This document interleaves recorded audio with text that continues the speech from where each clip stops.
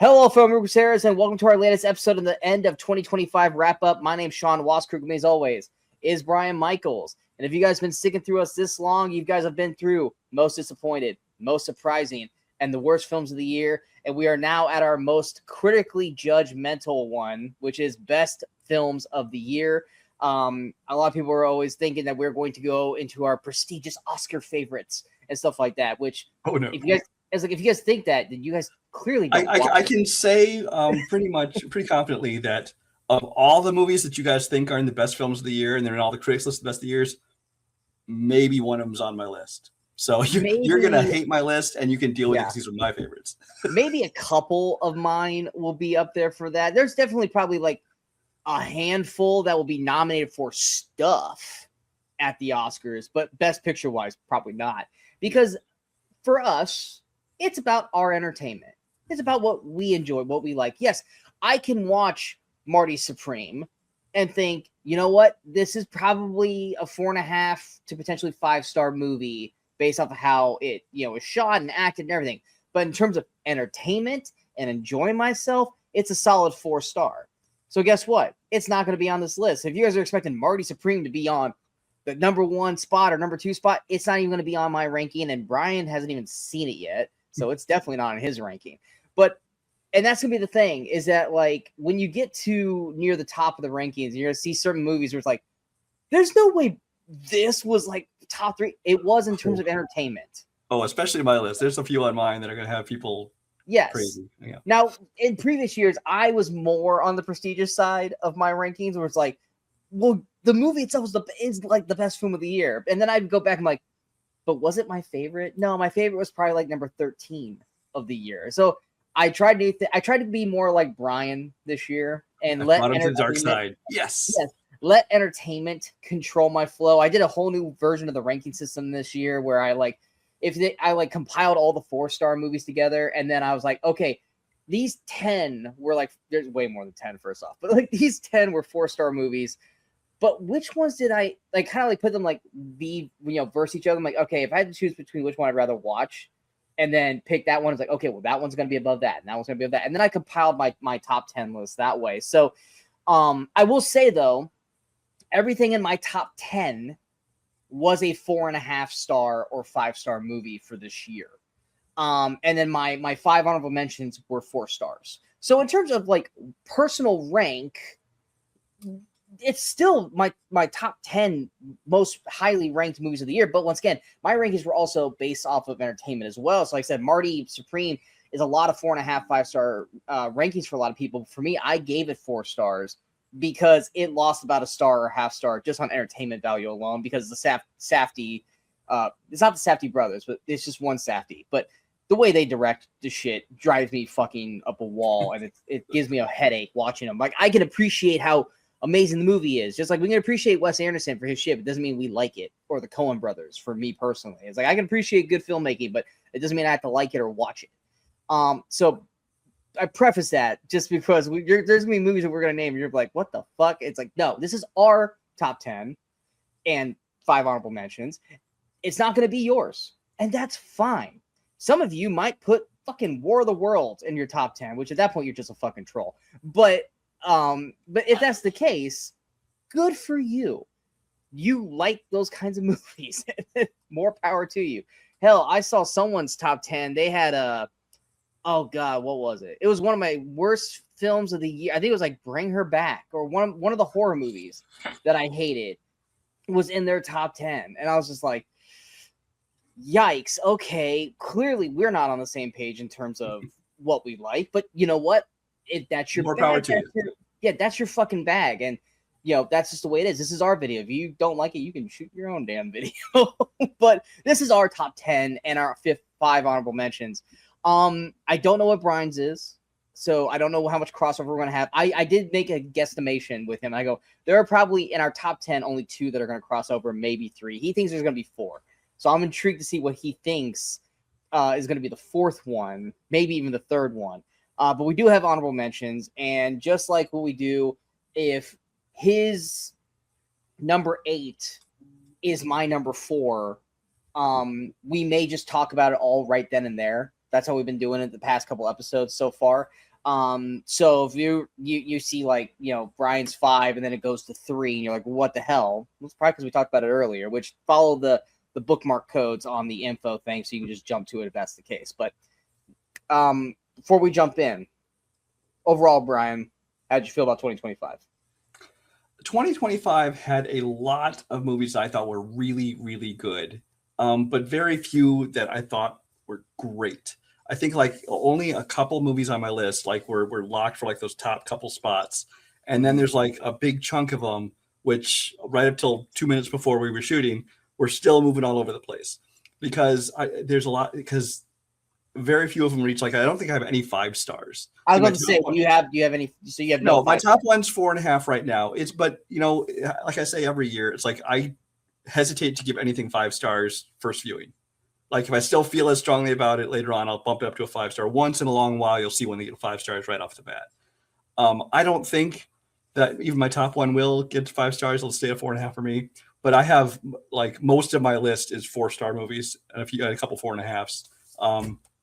Because like I said, it was a very, very strong year in general. Just not a whole lot that were like the great films for me. Yeah, I'm looking at last year's list real quick. Last year I had no 5-star at all. This year I've got 1 5-star, and then a 9 4.5s, and then a lot of 4 stars. Which, like I said, they just don't. Like I took my 5 favorite 4-star movies and made them my honorable mentions. So, and that's rare for me because I am, you know me, I'm more keen to giving something a 5-star, you know, and I've looked, like I said, I think the last movie prior to the one that I gave this year, my last 5-star was Godzilla -1, which was 2 years ago. So I've gotten myself, I guess, maybe not pickier, but I've been like, okay, I gotta be a little more like, come on, kind of thing. Which for me, like a 5 stars is like a 95%.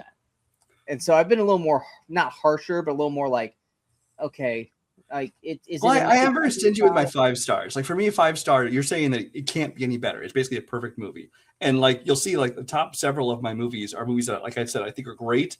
But like each one of them has like maybe one thing about them. It's just like I can't give it 5 stars because of that one thing. See, sometimes it's like I might find that one thing, and I'm like, is it really a problem or is it just my ego? And sometimes that happens, yeah. And it's like Logan. Logan's a 5-star film for me, but I like nitpick at like the kids at the funeral because the kid's holding a Wolverine figurine. I'm like, no, you shouldn't fucking have a Wolverine figurine with fucking Wolverine's right there, you know, kind of thing. And it gnaws at me, but it's like, dude, that's a you problem. Get the fuck over it. It's a 5-star movie. But yeah, so all that out of the way, let's go ahead and jump into our best films of 2025 with our honorable mentions. Brian, let's go ahead and get you started off. What were your honorable mentions of 2025? Okay. My honorable mentions, I have them ordered, but they aren't necessarily locked in this order. My first one is Dust Bunny, which we talked about on Most Surprising. Oh, wow. That actually cracked your top 15. It cracked. It just barely made the last honorable mention slot. Because, like I said, it's not a perfect movie. There are things about it we didn't necessarily like. But it was something, it's definitely something different. It was something new. It was a unique kind of tone to it. And it was still fun. It was creative. It looked great in cinematography. The acting was great across the board for everyone from the child actors all the way up to, Sigourney Weaver and everybody in between. So it's a movie that just, I enjoyed the hell out of it, even if I didn't quite understand all of it. But I enjoyed it both on a story level and on a technical level, and everything about it just kind of worked for me. So it made an honorable mention for me. Okay. My next honorable mention is K-pop Demon Hunters. I don't know if I want to give away my rank for that yet. We can just wait. We'll just wait until you tell me it's on your list. We'll talk about it later. I'll hold off because I don't want to give my ranking for that one away.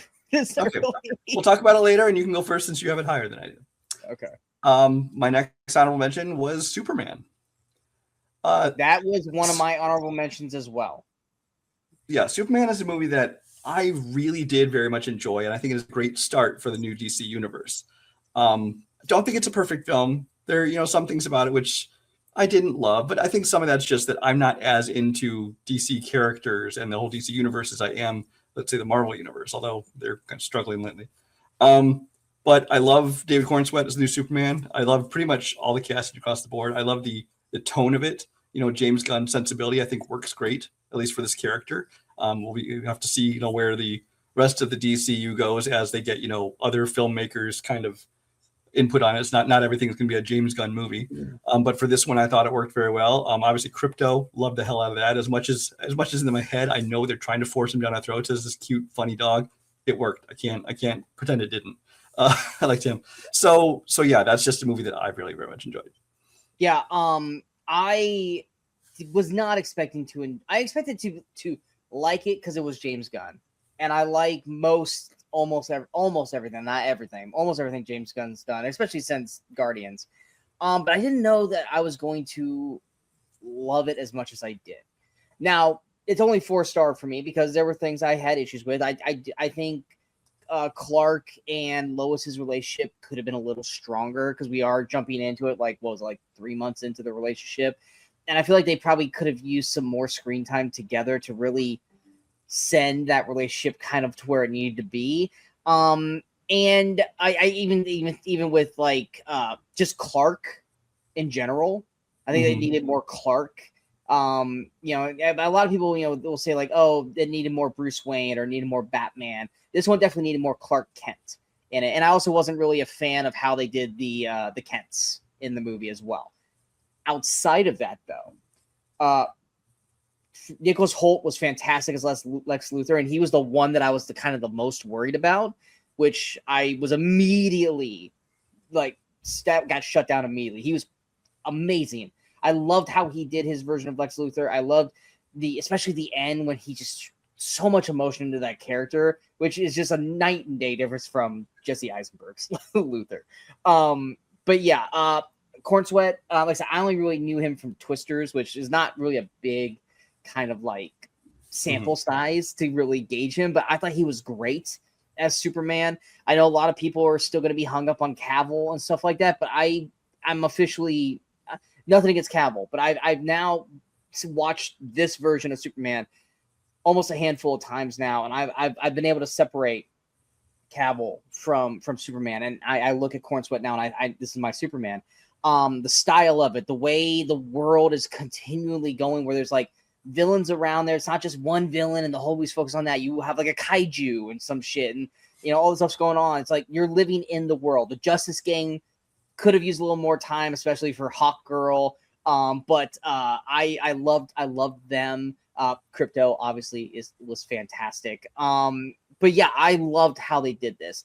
Some little things here and there, like I said, the one scene where oh god, Mr. Terrific has Lois in the bubble and that song that I wasn't a fan of the music. A few of the needle drops felt a little forced. Yeah. With Gunn just hasn't hit it since Volume 1.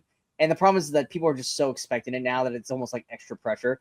But in 2 and 3, they felt like shoehorned in. It's we don't always have to do it. This. Was they like I said it got overly pressured. But when Peacemaker though, I felt like it worked well on Peacemaker, but that was a show, not a movie. But yeah, Superman was a big surprise, and in the best way, and I can't wait to see what he does with Supergirl next year. So yeah. My next honorable mention, missed out on my top 10, was Mission Impossible: Final Reckoning. Another one of my honorable mentions. I've only watched it once, largely because every time I want to go watch it, I just remember how kind of unnecessarily long and bloated this movie is. This has so many extra scenes and so many scenes that just go on 4 times longer than they need to. It gets very convoluted, which has kind of always been a problem with Mission Impossible movies. It's very convoluted plots and what they're after and who's after who and what's going on. And, I'm not saying that you have to dumb things down, but I'm saying sometimes they overdo it, trying to be too clever, trying to get too complex. And I feel like that was a drawback in this one. And my other problem with this one was, sometimes the big stunts, like this one, the big stunt they were promoting was the planes, the biplanes in the sky. Yeah. And I was largely unimpressed by that whole segment. I thought it was it's fine, but it wasn't that impressive. Plus the fact that, for a year ahead of time, they always show little clips and snippets and try and, hyped it up. I had the same problem with the big, motorcycle jump You know, I said it was better than the last one. I'm blanking on the fucking name. It wasn't Final Reckoning. Dead Reckoning. It was better than Dead Reckoning. Yeah, but even that one as well. I had the whole motorcycle jump. By the time it happened in the movie, I didn't care about it because you'd seen all the clips of it and all the promotion for it and all the behind the scenes of it, and it's not even that exciting. I thought, but I mean, but it is still a fun movie. You know, obviously Tom Cruise does a great job. You know, you got Simon Pegg and everybody in there. I still love Haley Atwell. I think she's one of the best additions to it. I feel like they shouldn't have bothered putting some of the people like Katie O'Brien in there if they're not going to use her hardly at all. There's just some people that just seem like shoehorned in there for no reason. But I still enjoyed the movie. So it was enough to make an honorable mention, just not enough to make a top 10. Yeah, I definitely enjoyed it more than you. But I also wasn't. It's not that I wasn't crazy about the beginning. The beginning was fine, but the ninth one, right? This is ninth 8 or 8th. It was 8. Okay. I felt like they did a little too much of, hey, let's catch everyone up, when it's like it's the 8th movie. Like, that's probably the one thing with Fast and Furious is like, look, you either know the story or you don't at this point. Same thing. Like, in Mission Impossible, you didn't need to do that, where they kept going, hey, this might be the first time you're watching this. Let's go ahead and catch you up. No, don't. No. If they're going to do that, they need to do it like, I want to say it was Fast 6. I forget which one it was, where basically the opening credits was it had music. It was like a montage catching you up without spending time with, They did that in the opening credits of this when they were playing the Mission Impossible theme, but then continued for another 15 minutes of, hey, you remember this? Hey, you remember this? Hey, you remember this? And it's like, no, if they haven't watched it, that's their fault. Like, that's on them. That's not on the people who have, been following this profusely since 1996. But outside of that, though, I thought everyone brought their A game. Wasn't necessarily happy about Luther, but it is what it is. I wish we had gotten a little bit more him. Simon Pegg has really kind of come into his own with Benji. I'm really happy with that. Haley Atwell, I didn't love her as much as you in Dead Reckoning, but I feel like for what she was able to do, because she was pregnant during this, she was good in this. Still miss Rebecca Ferguson, though. The villain still is probably the weakest part of this. Easily. And the stunts, I thought the stunts was great. I didn't the stunt plane part or biplane. I still thought that looked fantastic, and I wasn't like ugh at it like you were, but I also didn't necessarily love how it ended because it still felt very open-ended, and we're like, we already know we're not going to get another one. Could we get like a definitive ending here? And my favorite scene in the movie was one of the scenes that you hated, which was the whole submarine thing. I loved that. It just went on so long. It was so good though, and I wanted to spend more time with that submarine team, which Katie O'Brien was a part of, because I loved her and the captain. I don't think he was the captain, but the guy who was in charge. Who was on like Severance. Tremel is his name. Is his last name though. Blanking on his first name. But I love that actor. Yes, true. I love that actor, and he was great in this. And then I loved the callback of guy from the first movie. Oh, Kittredge? No, not fuck. Oh, you're talking about. Oh, I totally forgot his name. Donlow. Sounds right. Yeah. You got sent to Alaska, basically. Yeah. You thought that was just gonna be like a quick little not a happen. He had to become such a vital, important character, and I love that they gave that character his due. Yeah, but then there were certain aspects where they tried to connect Shea Wiggum to John Voight, and I was like, okay, well, that's gonna. Is that going to be important? That's got to be important. And it wasn't. And it's like, well, then there was no need for you guys to. It feels like unnecessary retcon just for, Yeah. It's just like, if you're going to do that, have that fucking matter. And it didn't matter. So it's like, we're just doing this so you guys make sure you watch one. Well, that's what Donlow or whatever his name is. Yeah. That's what that was for. Like, you didn't have to do the extra thing. Like, don't throw 8 darts hoping they all hit. Just do the one and make sure it's good. But like I said, I love this franchise. I'm sad that it's gone, but I'm also like, okay, it's kind of ran its course, and I'm ready for it to be done. But like I said, I hated kind of the open-ended ending. See, I'm not a huge fan of Jeremy Renner. Like, he wouldn't like be a draw. I mean, I think I enjoy him in the movies he's in. Yeah, But I don't know if I'd want to see him leading him. Like, at one point they were talking about, after, was it 4 or 5, they were talking about he might be taking over for Tom Cruise, but then Tom Cruise decided to stick around and do more. Yeah. And I would be perfectly fine if Mission Impossible went on and like let somebody else kind of be like the new main agent and follow it. Even if follow Haley Atwell if you want, or whoever. But I think I would enjoy that. But I think like you said, I think in its current iteration, I think it's run its course. So the whole time though, you're gonna be wondering, where's Ethan? Why aren't they getting Ethan? You know, that'd be the whole problem with that, is where's Ethan gets to go off and live his life with it. Maybe he gets to go back to his wife. Who knows? But the problem is that no, she's married. she's married to he Wes died Bentley. under mysterious circumstances. Yeah, it's just like, but like even the way it ended with like they're gonna keep doing missions basically, and it's like, okay, I was like, well, all right, but anyway, go on to your next one. My last honorable mention is a movie you definitely haven't seen. It's called Sore, A Wife from the Future. This is an Indonesian movie. What happened was Letterboxd started this thing called the Letterboxd Video Store, right? Where they're going to take some, like, maybe some movies that were big hits at festivals or whatever, but maybe haven't picked up distribution yet, and they're going to make them available to rent through Letterboxd. I didn't rent it through Letterboxd. We'll just leave it at that. But because they want like $20 just for rental. I'm not doing that. Sorry. But I decided to check this one out mostly because I saw this particular one was directed by a guy by the name of Yandi Lawrence, who also had done another Indonesian movie I watched called Falling in Love Like in the Movies, which is a great like romantic comedy. I guess it's comedy. I really enjoyed that because up till now I'd only watched like Indonesian films that were like action, like, you know, The Raid and these kind of things. But then, you know, I saw this one.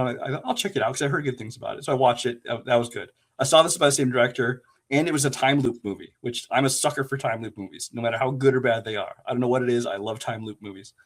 It's basically about this guy who's just living his life, and one day this woman appears like in his bedroom. When he wakes up, she's there, and she claims to be his wife from the future. He's not even met this woman yet, and apparently she's traveled back in time because she wants to help him, like, you know, change his habits and get him to stop smoking and all these other things to help out his career and help him, you know, be healthier so he'll live longer, because apparently he had a heart attack in the future and she's wants to come save him. It's a weird premise, and then every time, like, he gets a certain point where, you know, she ends up, you know, it starts over again because he's not following the right path or whatever. Anyway, it's just a time loop movie. It's an Indonesian film. It's a romance. It's a comedy. It's just very charming. It's very well done. It's very sweet. And it's a movie that it wasn't, like I said, not going to be enough to make my top 10, but it definitely deserved an honorable mention for me because it was one I really enjoyed. What was it called again? Sore, Sore, A Wife from the Future. A Wife for the Future. Okay, I didn't catch the second half of the title. Yeah. So, all right, cool. And that was your last honorable mention? That was my last honorable mention, yes. All right. Moving to my honorable mentions. We already talked about two, which were Superman and Mission Impossible: The Final Reckoning. My next one then will be one that I think Brian was okay with it, but he didn't love it. But I thought it was great, and that was The Long Walk. Okay. I thought this one. Well, yes, it's just, you know, people walking for over 90 minutes and getting knocked off. But I still think that this was probably one of the best ensemble acting in a movie all year. David, is it Johnson? It's David Johnson, yep. Just spelled different than a normal Johnson. This guy, we loved him in Alien Romulus, and we were both like, I can't wait to see what he does next. And this was it, and he was the MV fucking P of this movie. He was amazing in this. And then of course you got I gotta remember his first name. What's his first name? Cooper Hoffman. Cooper.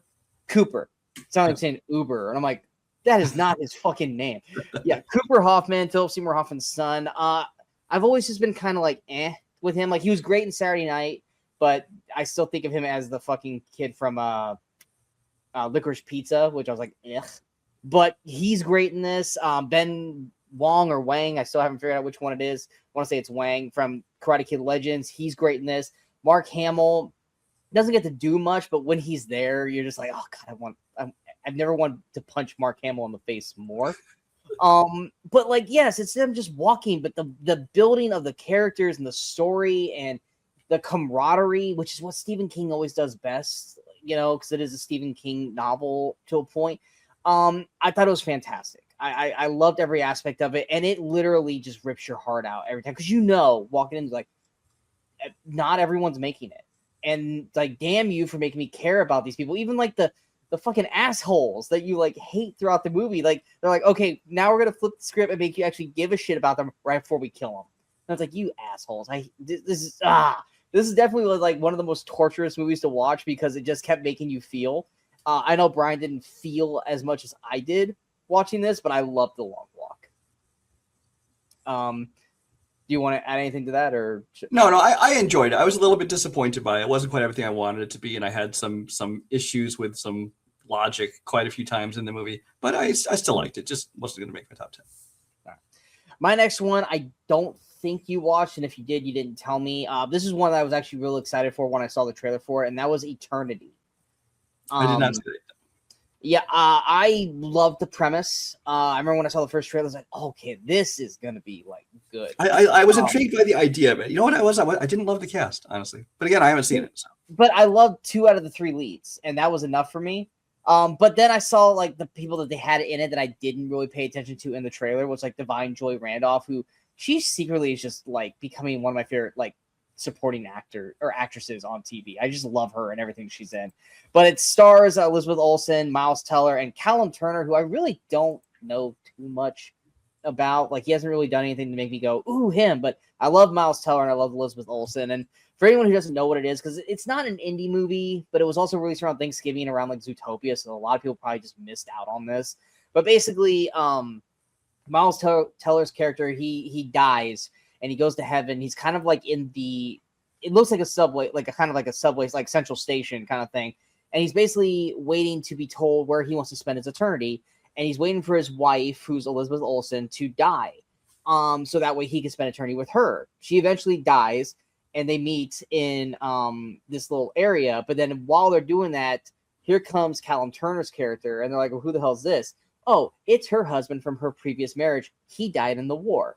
And so now she has to decide who she has to spend eternity with, because she can only pick one. And so it's like a love triangle with like really high stakes, because it's basically she's ending her love for one of them for eternity, and they both only have the one love. And it's got some good humor in it, but it's also got some real good like rom-com drama. And like I said, the concept and the idea of it is really, really good. Did they fully give into it as much as I would have liked to? No. They do. You can kind of tell it's more of like a budget thing, where it's like, I feel like there's so many great ideas they could have gone with, but because of budget, maybe they couldn't really do as much as they really wanted to do with it. So they were really kind of stuck with like this Central Station kind of thing. But the concept and the acting, especially from Olsen and Teller, I thought was great. Callum Turner's good in it too, but I just don't have enough like built in with him to where I don't know like if this performance is like his best or if it's just average, where it's like I can tell when Miles Teller and Elizabeth Olsen are like kicking it up a notch kind of thing. But yeah, I really, really enjoyed this film, and I was really happy with it. And listen, you haven't seen it, so you really can't give any input to it. And my last honorable mention, you may be talking about this later, because if it wasn't, then wow, I can't believe how far it dropped for you. And that is Ballerina. I will talk about that. Okay. Do you want to wait? Yeah, let's wait. Okay, Ballerina, and that is my last honorable mention. Right. So let's go ahead and go into our top 10. Brian, what is your top 10? All right. Keeping in mind, like I said, these are constantly in flux. Today, this is my list today at this moment. My number 10 is Predator Badlands. Wow. Okay, this cracked your top 10. Yeah, it's there really were like 10, 15 movies which are like definitely kind of in my top, and then a lot of stuff. There's plenty of stuff I liked, but like didn't quite get up to the same level. But this one, it's a simple story. You basically have 2 characters. You have the Predator, who's I forget his name, goes by Deck, and Elle Fanning as well. Technically, has 2 characters, but Thea mainly. And the 2 of them, and it's basically a survival movie on this strange planet where everything out there is trying to kill you, especially this one creature they're trying to hunt down.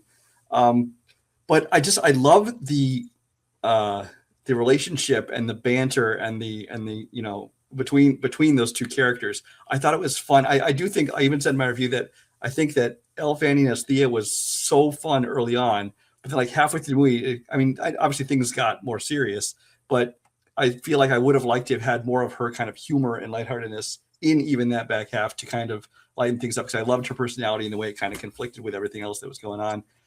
But the movie, it looked great. I think that they gave this Predator more personality than they ever have before. But it was made great. The music was great. Dan Trachtenberg directed this again, so it's not really any surprise to us. It took kind of the whole Predator mythology. It took what we knew before and built on it, and kind of opened up a couple doors to other directions it could go. So this just continues to reinforce my faith in Dan Trachtenberg and hope that he continues to do more with this franchise, because he seems to know exactly what it is the fans want to see. Yeah, we reviewed this last month. I liked it. I didn't love it because of where they went with the Predator character. This was kind of like Predator meets Disney and Star Wars, which is a unique new approach. Don't know if I want that or care for that, but for what they did, it was an intriguing watch. I mean, Dex is Dak or Dex. I think it's Dex. Just the EK Dex. Yeah. Okay. He's an intriguing character, and his story with his family and stuff is intriguing. And like I said, I agree. Elle Fanning is charming as hell in the first half of the film, and then obviously because of plot and where the story goes, she isn't as fun, but she does have her moments still. It felt very much like he was on Pandora in Avatar, because like he's very much like, what would happen if the Predator landed in Avatar? That's basically what this movie was. But like I said, I enjoyed it for what it was. I don't know if I necessarily want to see this be the future of the Predator movies. Well, that's my thing with this franchise is I think Star Wars was a good example in that it kind of showed this is another story that can take place with this species in this world, but it's not necessarily the only place it's going, because of we still have had Prey and then Killer of Killers, and we see that they're still going to do full on violent fucking whatever with Predator, and I think there's room for multiple kind of types of stories, and that's what that's why I like this one. But I agree with you. I would not want this to be the only direction it's going. If there were not other things going on in Predator, I might be more worried. But if he's allowed to do other things while still doing this, then I'm totally okay with it. Yeah. My worry is that people are going to latch on to Deck and Elle Fanning, and it's going to become one of those things where it's like the studio's going to go, no, we want more of this story. We don't want you to go and do like a Killer of Killers or another kind of Prey. We want you to just stick to this, and it becomes Predator Mandalorian basically at that point. And that's my worry. And that's my worry, is that people are going to latch on to this actual Predator character because it's got the most, characteristics of anybody. And then this ends up being the Predator from now on. But if they allow him to go and do other things, like I want him to still keep doing Predator. I don't want Dan Trachtenberg to stop. But if he ends up being like, oh yeah, I'm stuck doing this now because I did this, and it's like, shit, kind of thing. So we'll see what happens. But yeah. What's your 10? My 10. Now every year, Brian and I tend to always catch and watch documentaries, but because first off, they are movies. I'm not saying that they're not movies, but usually we always make them honorable mentions because it's like, well, yeah, but we want to put the top 10 to be the list is narrative features. Yeah, like we want them to be actual movies, so they always end up being that. But like I said, I was trying to keep my list being like 4.5 and above, and my 9 and 10 are both documentaries. So I'm gonna go ahead and talk about both of them now, just to knock them out of the way. Is one of them in your top 10? I have no documentaries. Oh, so that one dropped out. I told you I wasn't doing documentaries. I thought that was what we did. So I figured you were going to do it at least an honorable mention. No, I don't do documentaries on my list. This is narrative feature films. All right. Well, I'm glad I'm at least talking about it so we can at least acknowledge it. It's not the one I'm talking about first. But my number 10 is one that came out a couple months back, and that was John Candy's I Like Me. Anyone who's our age or older grew up with John Candy. For anyone who's my age, you also had Chris Farley and even Brian. But John Candy was the, I guess, nicer, family-friendlier version of Chris Farley. And Chris Farley was more like the MTV John Candy to a point. If you want to get like good description between the two. And this was basically a documentary of his life. And it was filmed by, was it Colin Hanks who directed this? Mm-hmm. Yeah. Which is also just such a random... like Colin Hanks. Well, I mean, Tom and John were very close, so I can imagine that he was probably very close with the whole Hanks family. So Colin probably grew up with him. Maybe. But like Colin's never on camera, so there's no ever real explanation why. But it was just weird. But yes, Tom Hanks and John Candy were real close. But like I said, I love John Candy, and this kind of goes through just kind of remembering why you love this guy. And he was one of those guys where it's like, yeah, he drank and, and did this kind of stuff, but he never found out like, oh yeah, he got a DUI, or, oh yeah, he went and made himself look like a fucking idiot, in the papers or entertainment, news or anything like that. This guy was just genuinely a good dude and a good person to everybody. And one of my highlights of this, because we all know, Macaulay Culkin, and it was more how Macaulay Culkin described John Candy and how he treated Macaulay and how he talked to Macaulay. And that right there was like, if you didn't already love John, listening to how Macaulay Culkin talks about John just made it that much more.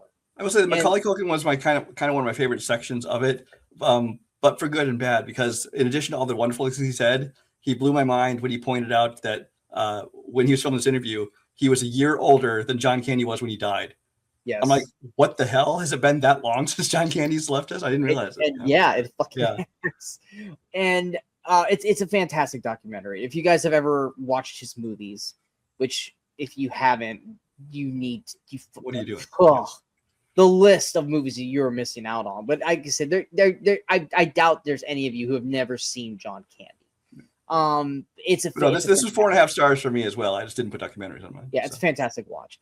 My number 9 is the other documentary, and this is one that Brian and I both loved. And I know it's a 4.5, 5-star for Brian as well, but he kept it off his list, and that is 5-star. So you did have a 5-star this year. It's not on my list though, because Yes. We're talking about Wick is Pain, and this is the documentary of John Wick and how John Wick became John Wick. And if you are a fan of the John Wick movies, this is a strongly worded, stop what you're fucking doing and watch Wick is Pain. We'll still be here. Go watch that. Come back. It is such an interesting take. Some people say it's a little too inside Hollywood, but that's what makes this That's what I love most about it. Yeah, it's what. Like I said in my review, my one complaint about it was that they didn't go more in depth in some of these things. It'd be like a 5-hour movie, which I'd be okay with, but most people would. Oh, I would have been okay with like an 8-part miniseries. Yeah. But I loved how there were so many times where John Wick almost did not happen, and studios were almost fucked John Wick up to the point where, oh, we don't want to see the dog die. Can we do something different? Or no, can we do this, but maybe not make the dog's death not as gruesome? Like, no, that's the whole fucking point. It's literally the driving force of John Wick. Like, the money falls through, and Eva Longoria of all people comes through to save it. Yes, like if you ever have a reason not like Eva Longoria, just stop and go, without her, there was no John Wick, and go, okay, I'm okay with Eva Longoria for the rest of her life. Yeah. But then it's also amazing watching like Keanu talk about it. Because it also gives you more appreciation for Keanu, because yes, he's an actor, yes, he's a lovable guy, but his drive and determination to make sure these things work and what he puts his body through, because there's oh yeah, you got stunt doubles. Keanu Reeves fucked his body up for this character, and he continues to do so. And him describing what Wick is pain, if that doesn't get you fucking jacked and amped, nothing will. The only thing that I wish we had a little bit more on is once we get through the first John Wick, I feel like they kind of fast forward through 2, 3, and 4. Yeah, they don't cover that much of that at all. Yeah, because it is more the journey of how they got the first movie up and running, and then those 3, and then Ballerina to an extent. I feel like they kind of were like, oh, we don't really have that much time left. Let's just kind of speed through them. And I'm like, no. I really want to learn, especially 3 and 4, because of how amazing 3 and 4 are. So if there is a negative, that would be it. But Wick is Pain is a fantastic documentary. It was like $10 on like Vudu. You can still, it still shows up in like some like $5 and $7 sales on like Fandango. Yeah, it is the easiest and smartest $5 to $10. I paid full price for it. I said, fuck it, I want to watch it. We both paid full price. We both watched it day one. Yeah, and it is easily one of the best purchases of the year. Yeah, I love this documentary beginning to end. It feels like it was just tailor-made just for me. I mean, everything about this was everything I love. The way they shot it, the way they did it. And while I do wish they'd spent more time on 2, 3, and 4, especially 3 and 4, I take some solace in knowing that the Blu-rays I have are just packed with behind-the-scenes shit. So you can see plenty of stuff on how they made all those scenes and things. But this is kind of how a lot of this is more focused on the first one because it's how the franchise finally got off the ground and how they got things running. But one of the things I love most about this is they spend the first section of it talking about, before they even got to Wick, about kind of the history of Chad Stahelski and David Leitch and their relationship as stuntmen and how they came up with the idea and trying to, form their own production company to make this movie, how they made 87 North, 8711 Productions, which, if you know me, I love everything they do because even the stuff they just produce is awesome. So, yeah, this is a documentary tailor-made for me. Like I said, 5 stars. Just I was keeping my list to narrative features. Yes. Let's go ahead and go with your number 9. My number 9 was one I struggled with a bit of where to put this on my list. And that is Avatar: Fire and Ash. Because I do have issues with this movie. I think that it is longer than it needs to be, which is kind of all the Avatar movies. But one of my main complaints about this one was how so many parts of it, like plot points and even whole scenes and segments, just seem like copy pasted from the last film or from the first film. And those things do bother me. However, if I look at this as a film by itself and not comparing it with these other 2 films that it might have repeated some things from, I can't deny that it's a great film. It's visually, obviously, it looks amazing. The filmmaking by James Cameron is as good as it ever was. Everything from the way he films things to the way he uses music to, even his writing and characters. People think that's the weakest stuff about his film sometimes is the writing characters. It's actually quite well done. So I like that.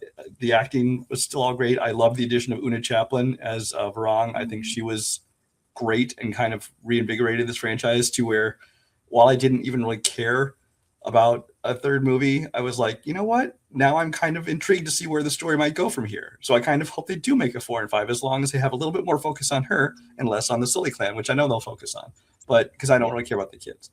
But that being said, I do think it is worthy of being in my top 10, even if it is a little bit low on it. This was like literally just outside my honorable mentions, and I liked it more than you.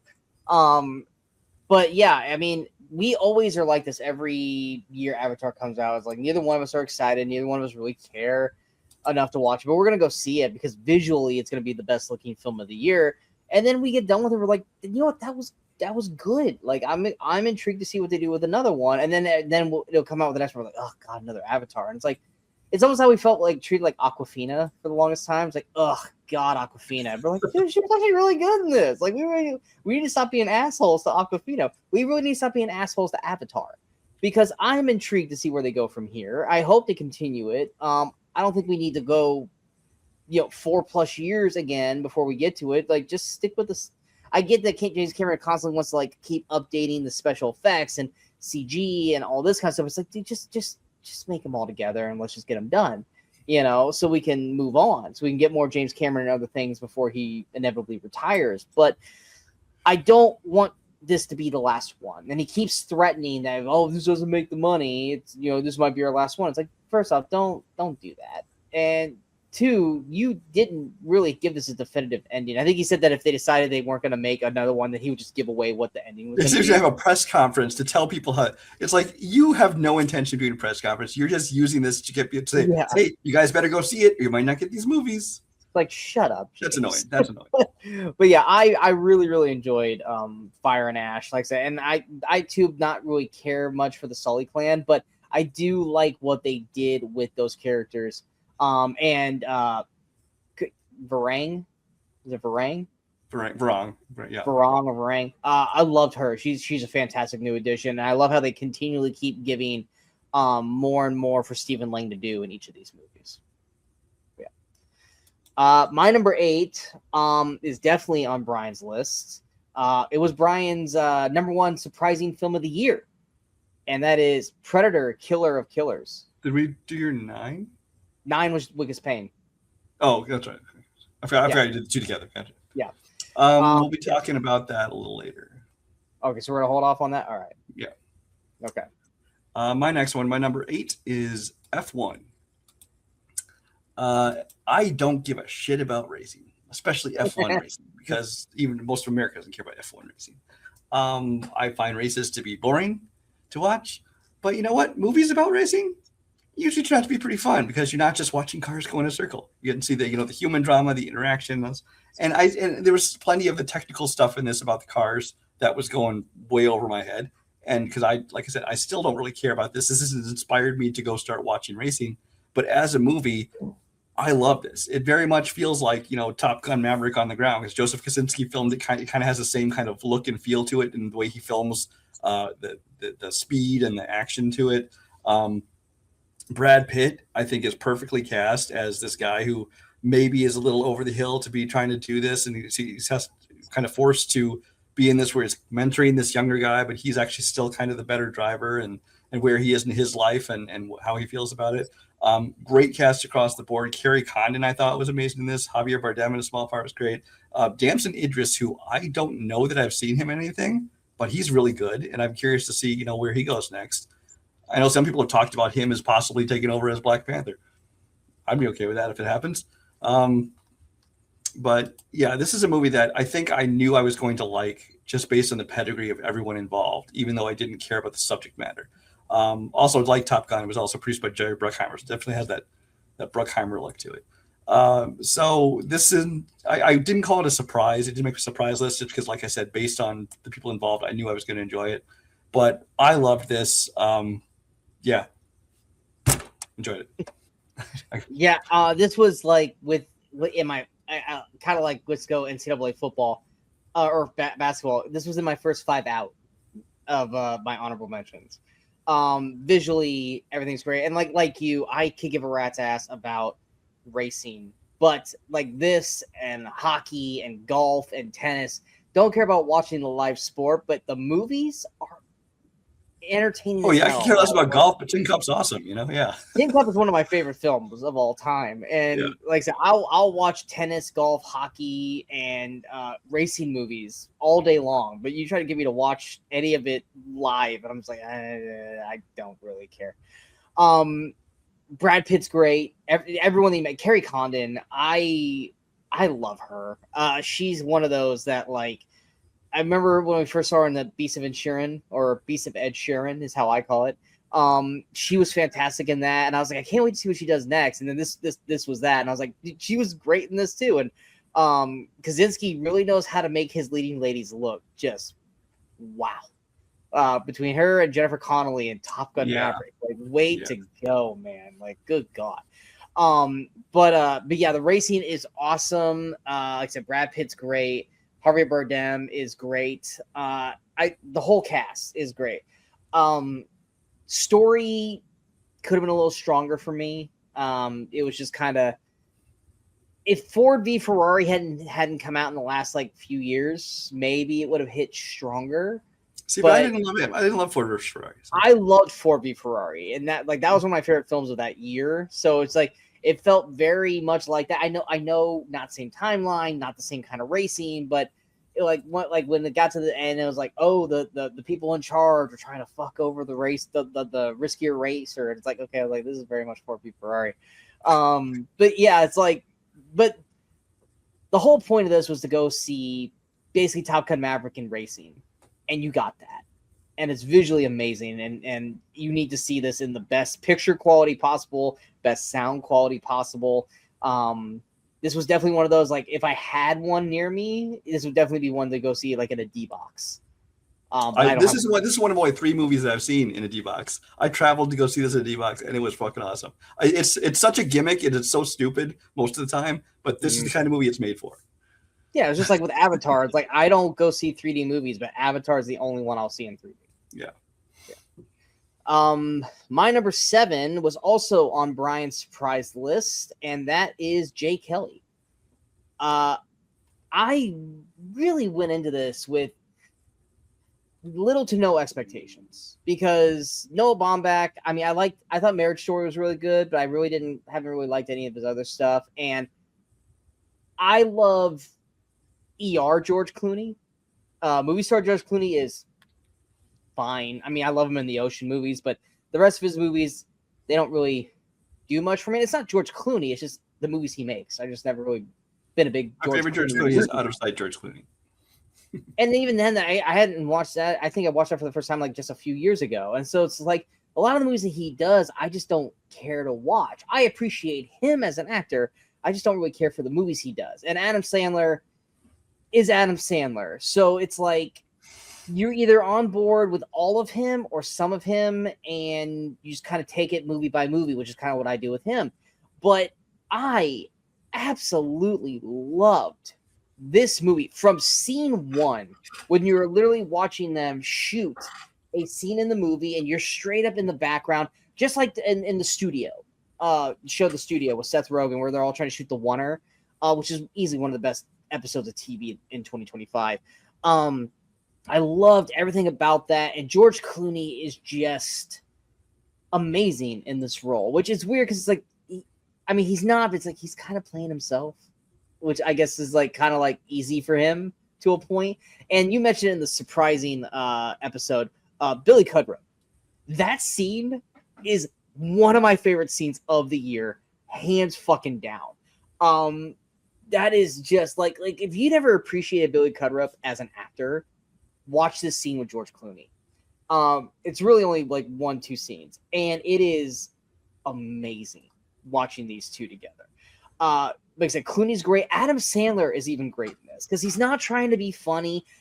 There's some occasional funny moments, but it's not him. And this is why Sandler, he can be so entertaining without the kind of thing. It's just like, just let the funny be natural and have it come to you, because you are a naturally funny guy without having to do the voices or the screaming and stuff like that. And he's such an enduring character through this because he's literally cares for Jay Kelly so much, but he still has to take care of his own and his family. But at the end of the day, like, yes, he's his agent or his manager or whatever, but he's more of his friend, and he just wants him to do well, but he still also needs to do his job. And I love like just their chemistry on screen, how they work together.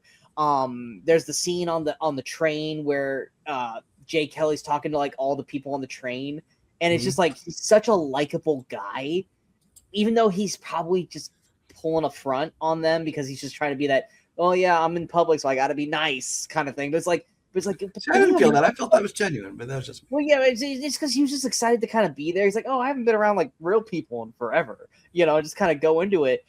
Even to the point where he's having like a fucking mental breakdown dancing in a crowd. Like, George Clooney is amazing in this movie, and it's shot beautifully throughout. I loved the story, and like you mentioned, the surprising at the very end, because he's going to like this this honor thing, kind of like the Hollywood Walk of Fame, but in Italy. And they go to like award, they go to like show like Jay Kelly's like life in movies, and it's literally just all George Clooney movies, which I'm like, you know what? Normally I'd be like annoyed by this, but with this movie, it's kind of perfect because you really are He's watching basically playing George Clooney. So yeah, exactly. So it's like, yeah, no, you're basically watching George Clooney movies in this thing, and it's beautiful. And I actually even got emotional watching it because I was like, I might not like George Clooney, but I love George Clooney as the actor and the person. And if you were to go dark here a little bit, if he were to pass away soon, this was the perfect send off for him in his career. Well, because you just jinxed him. Thanks, Sean. I know. I said I'm going to go dark here because honestly, like for most people, George Clooney over the last 5 years has just been the espresso guy, which is sad because George Clooney is so much more than selling his espresso in commercials. It's like I want to see this George Clooney again. I want to appreciate George Clooney like I appreciate him in Jay Kelly. And it was easily one of my favorite films of the year. What was your number? You're on 7. I'm on right? 7. My number 7 is The Roses. The Roses is the remake, reimagining, whatever you call it, of The War of the Roses, which had previously been done with Michael Douglas and Kathleen Turner. This one's directed by Jay Roach, starring Olivia Colman and Benedict Cumberbatch, who I think are perfectly cast as this couple because I think they both. Well, I mean, Olivia Colman has done a lot of comedies. She's always great in them. Benedict Cumberbatch, I don't think does enough comedy. I think he showed he has real great comedy chops here, and I wish he would do more of them. The two of them together, so good. He's so and their good. relationship, both when they're like falling in love, and then later on when they're bickering and kind of enemies and kind of out to sabotage each other. I think that the whole gamut of the relationship between them, I think that they both work perfectly. I believed every minute of both of these characters. Your supporting cast, which has like Kate McKinnon and Andy Samberg, both of who can be really obnoxious if you get them too much. I think they used them just the right amount in this movie. They had just the right amount of comic relief. I think they were perfect. You also have Zoe Chow and Jamie Demetrio, I think his name is. Two people, they're both in the TV show The After Party, which you should check out. That was a fun show. We're great in it. Els and Janney, a few other people. Great supporting cast. But it's the tone of this, because first of all, you don't get a lot of comedies that get to theaters anymore. So I just had a ton of fun laughing in the theater again, and I laughed quite a bit during this movie. It wasn't quite everything I wanted it to be, which is why it only made this far up on my list. It still was a 4-star movie for me, but I really enjoyed the relationship. I enjoyed the comedy of it. I will say my one biggest complaint about the movie is just that the actual War of the Roses, where they, from the previous film, where they're like sabotaging each other, that kind of thing. That basically takes place in like the last 20 minutes of the movie and is essentially nothing more than a montage. And I wish they would have spent more time on that. But other than that, I enjoyed the hell out of this. And most of the montage was in the trailers. Yeah. So, which was kind of my knock on it too, was that I think it spent a little too much in the middle part of the story and not in that latter half, which is what they were selling the whole movie to be. Was going to be that, and it's literally just like the last. Because that's what the first movie was largely mostly that, yeah. Yeah. So, like I said, and this was also 4 stars for me. I agree with everything you said. Andy Samberg and Kate McKinnon were great in this. I loved it when they were there on screen because they're outlandishly like wacky characters fit perfectly well with like the reserved like Britishness of Coleman and Benedict, where it's like the brash American friends. Yeah. Yes. And they meshed well because like you're just constantly watching this boiling pot between Coleman and Benedict bubbling, and you're waiting for it to just explode. And when it does, it's like, oh, like this should have happened like probably 15-20 minutes sooner, but I'm so here for it now. And the ending is one of the craziest endings of the year. It's like, that's how it ends? Really? Like, shit. Okay. Like, okay. Damn. But Benedict and Olivia are great together on screen when they go from like just getting to know each other to falling in love to being married to growing to hate and disdain for one another to everything that ends up going through. But yeah, like you, the third half is the most entertaining. I wish it would have been longer.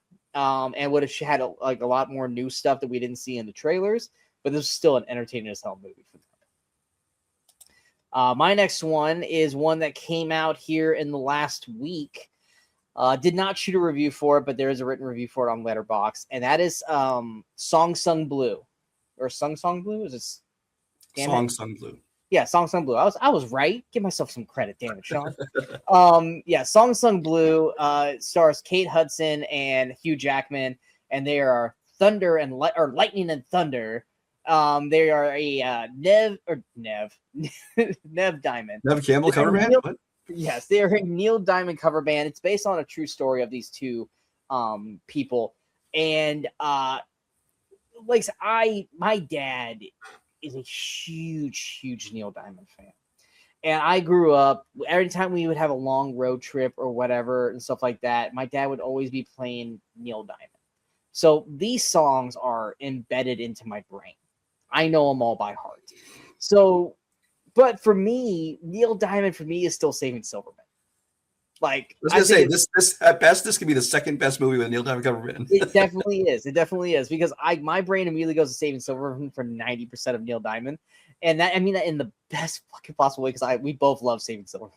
Yeah. Criminally underrated movie for anyone who hasn't seen it. But this one, could it have been more fun? Sure. This is definitely a movie that's trying to go for the Oscars. Will it get there? I don't know. But Hugh Jackman is great. Kate Hudson. This is the best I've seen Kate Hudson in a very, very, very long time.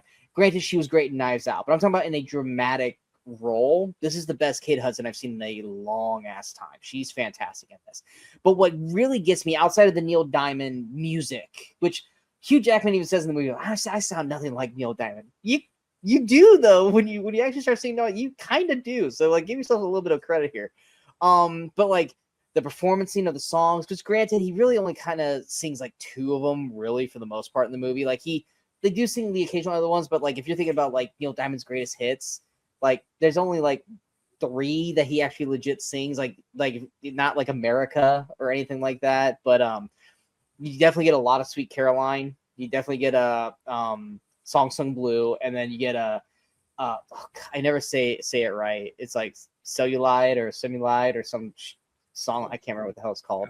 I know you're not gonna be able to help me on that. Anyone who's Neil Diamond, like, it's not that, you idiot, it's this. The one I know the best is Turn On Your Heart Light, because I was a big ET fan at the time. So yeah, no, that I don't think that gets sung at all in this movie. I mean, will bet that get covered in this. No. But yeah, but what's also great about this, outside of the music and Hugh Jackman and Kate Hudson, it's got a great supporting cast, and it's a fantastic supporting cast of actors that Brian and I appreciate, that maybe people our age appreciate, because they're not like big level actors, and they're kind of old school. You got Jim Belushi, who I've always been a fan of Jim Belushi. A lot of people like to hate on him, but I think he's great. You got Ray Fisher, who it's like, I can't remember the last movie I saw Ray Fisher in. I really can't.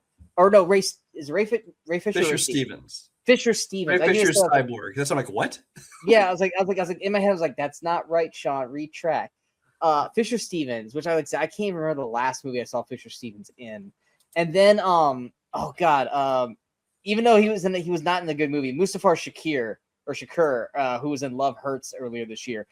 He's great in this. But there's one that Michael Imperioli, he's great in this as well. And they're all either like cover singers as well, or they're like their managers or friends and stuff like that. But they all have great, like, just fun, like, chemistry moments with, Hudson and Jackman, mainly Jackman, because they mostly know Jackman.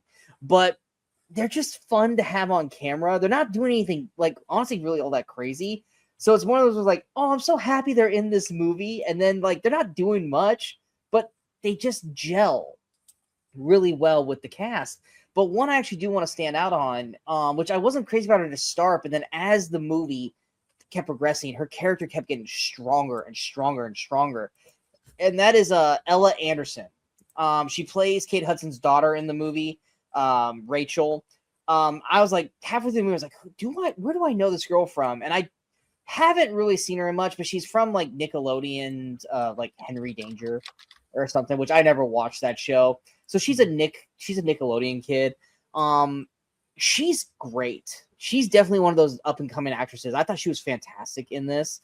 Also, because she's Kate Hudson's daughter, and then Hugh Jackman's got a daughter, Princess, King Princess. Yes, that's her name, King Princess.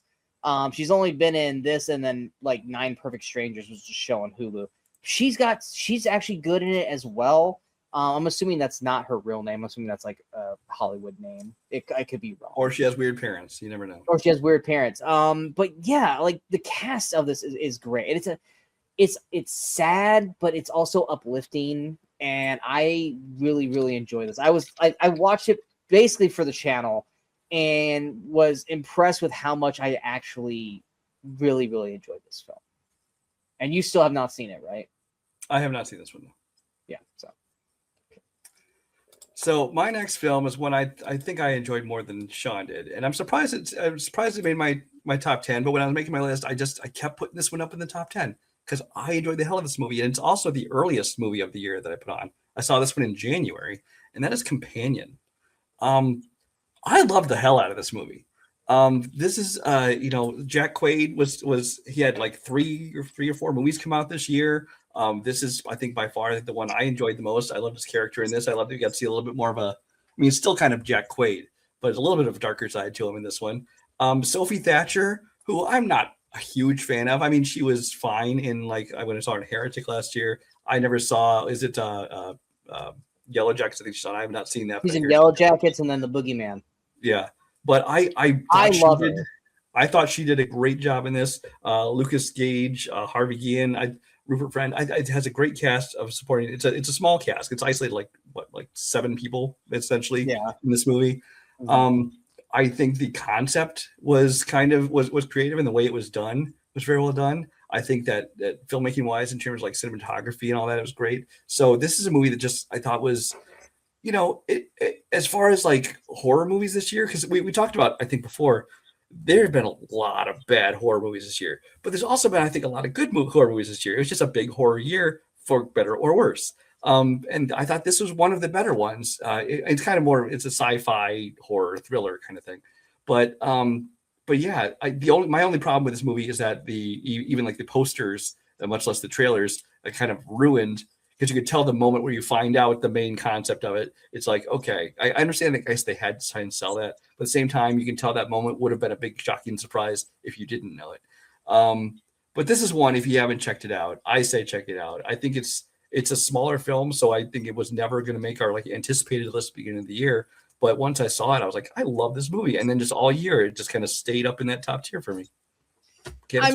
You say I didn't like it as much, but it was my number 23rd movie of the year. No, I knew you liked it. You just didn't like it as much as I did. Yeah, it was in my top 25, so I can still consider it's good. I love Sophia Thatcher, and I love all of them in the movie. Harvey Guillen, I watched What We Do in the Shadows, so anytime he's on screen, I'm immediately happy seeing him. And of course, blanking on his name. You just said Jack Quaid. We love Jack Quaid. Now, if he had not just done Scream 5, I maybe would be like, oh my god, but you see Jack Quaid be a dick. But it's like we just saw that. I agree that giving away the big hook of what this movie is kind of like Abigail. It's like, man, if you were able to just keep that hidden, that would have been amazing. But yeah, I really enjoyed this too. And I want to give who was the I don't want to say that because it's spoilery. I really enjoyed is it Lucas Gage? I think it's Lucas Gage. Lucas Gage was Harvey Guillen's boyfriend. Yeah. Yes, I really like that guy. Like, he just keeps impressing me every time I see him, and I think he was great in this as well. So it's really, really good. I really enjoyed it for what it was. My number 5. I know that Brian did not like this nearly as much as me. I don't think he even really enjoyed it. I think he was just kind of like fine to meh too. But I absolutely loved this movie, and that was Frankenstein on Netflix. Guillermo del Toro's version of Frankenstein. Yes, is it long? Yeah, but it's also very much needed at the same time for the story they were trying to tell. Oscar Isaac, I've never disliked him more, and I mean that in like a good way. Like, I always have been a fan of Oscar Isaac, and I loved how much of a douche he is in this by old year standards. And I know you're not a fan of Maya Goth, but I thought she was actually great in this and what we got of her. And Jacob, how do you say his last name? Elordi. I thought he was a very good Frankenstein.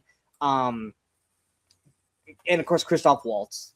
I mean, come on, it's Christoph Waltz. I'm gonna love him and everything he's in. But I think the set designs of everything looked fantastic. Whether it was practical, which I know it was practical because wasn't it at Del Toro's like fucking castle they shot this stuff in? Oh, I don't know anything about that. I'm pretty sure it's like, but visually everything looked amazing in this. Wasn't necessarily low. If I could change anything, I wasn't really crazy about how they told the story. Because it's like we got through this one point and then it's like, now I'm going to tell you my side. I was like, I don't know if I want that. But they luckily it wasn't like, let me go all the way back to the beginning. Like they didn't do that. Thank God. But then that story was also like kind of felt like its own other movie. And I was really intrigued by that as well. Visually, like I said, everything looks amazing. I thought the story was very strong. I thought the performances were strong as well. And the whole time I was watching it, I was like, I was literally just trying to find things to poke at. And then I kind of was like, just dude, shut up and just watch this movie. And by the end of it, I was like, you know what? Like, I really fucking thought that was a great film. I really did. Like I said, I know you weren't a fan of it, but I thought it was great. Yeah, Guillermo del Toro seems like he's just not a director for me. It's not one I dislike. You know, like I'm really not into, you know, the Paul Thomas Andersons of the world and the, you know, some of those other, you know, more snooty directors. But Guillermo del Toro, I don't dislike it. It just seems like they're not quite made for me because they never quite grab me like they do everybody else. I think that I like that he has like a certain tone and a creativity that you can tell when something's a Guillermo del Toro movie. But I don't know, the story. I mean, it's definitely one of the better tellings of Frankenstein, but I think that's a pretty low bar because I think most Frankenstein movies have been pretty bad up till now. But I mean, like the acting's all fine across the board. I don't love the cast. I mean, Oscar Isaac I like, but the rest of it I could kind of take or leave. Not a big Lordy fan, definitely not a Mia Goth fan. But it was fine. It's fine. Just I didn't love it. And as I say that, I go into my number 5. Yeah, if you were ever not sure what kind of list I was making, this is definitely just Brian's favorites list because people are going to lose their minds if there's shit that's not on this list, like, you know, One Battle After Another or fucking Marty Supreme and all this shit. But you know what is at number 5 on my list? Fucking Play Dirty. This movie was as high as number 2 on my list, so be happy it moved down.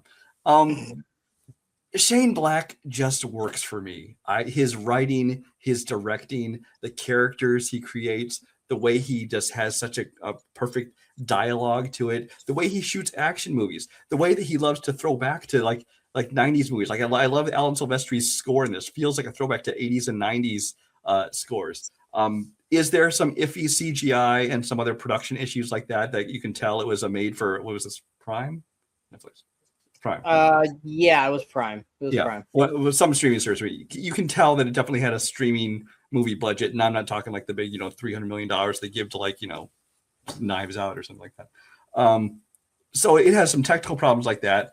It's by no means a perfect film. I had a few, you know, nitpicks here and there, but when it comes down to it, as we said at the beginning of the show, what I'm judging on is my enjoyment, and I enjoyed the fuck out of this movie. I love the characters. I love the chemistry between the characters, whether it be between like Mark Wahlberg and Rose Salazar or him and Lakeith Stanfield. I thought had a great friendship.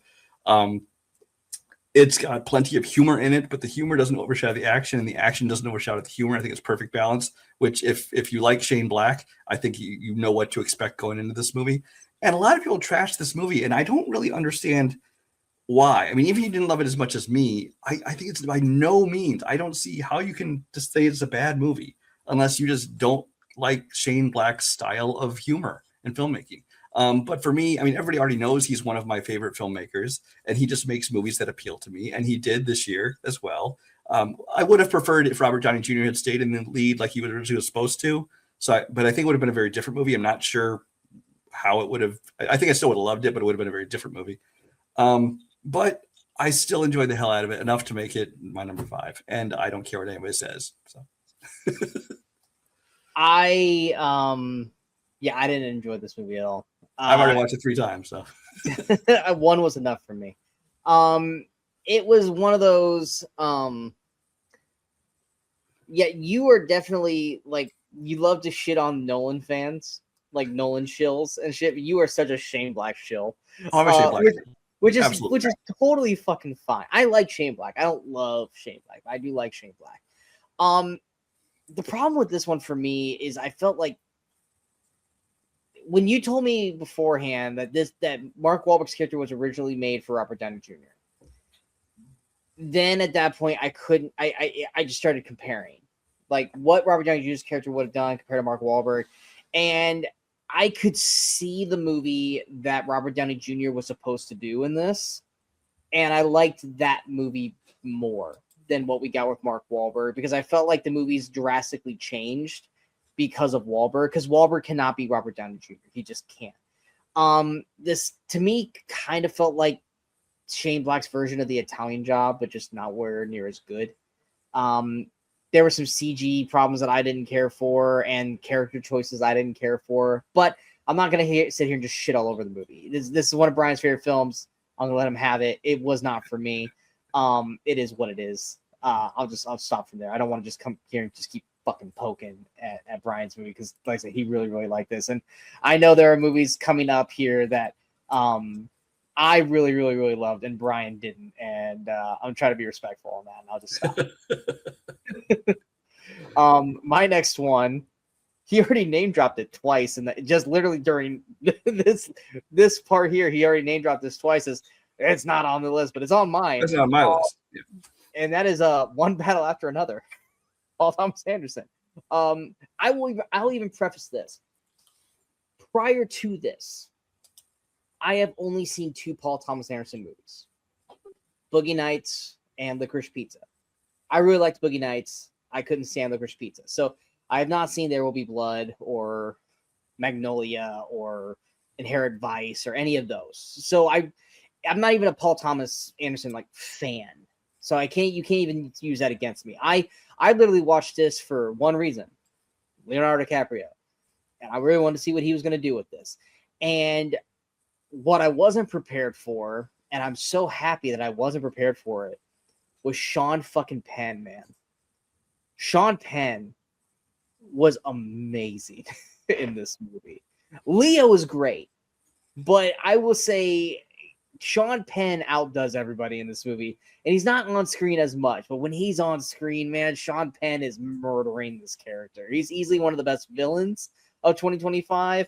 The first 30 minutes of this movie, Sean Penn is murdering this role. I love the way this was shot. I love the way the chaos, especially in the middle of the film, was done. The humor in this, I thought actually worked really, really well. Benicio del Toro is great in this movie. And even when we get to the kind of crazy end, everything worked. The only thing I think that didn't necessarily work for me was oh God, who was the main? I don't even want to call her the main chick because she tends to kind of I don't want to say disappear.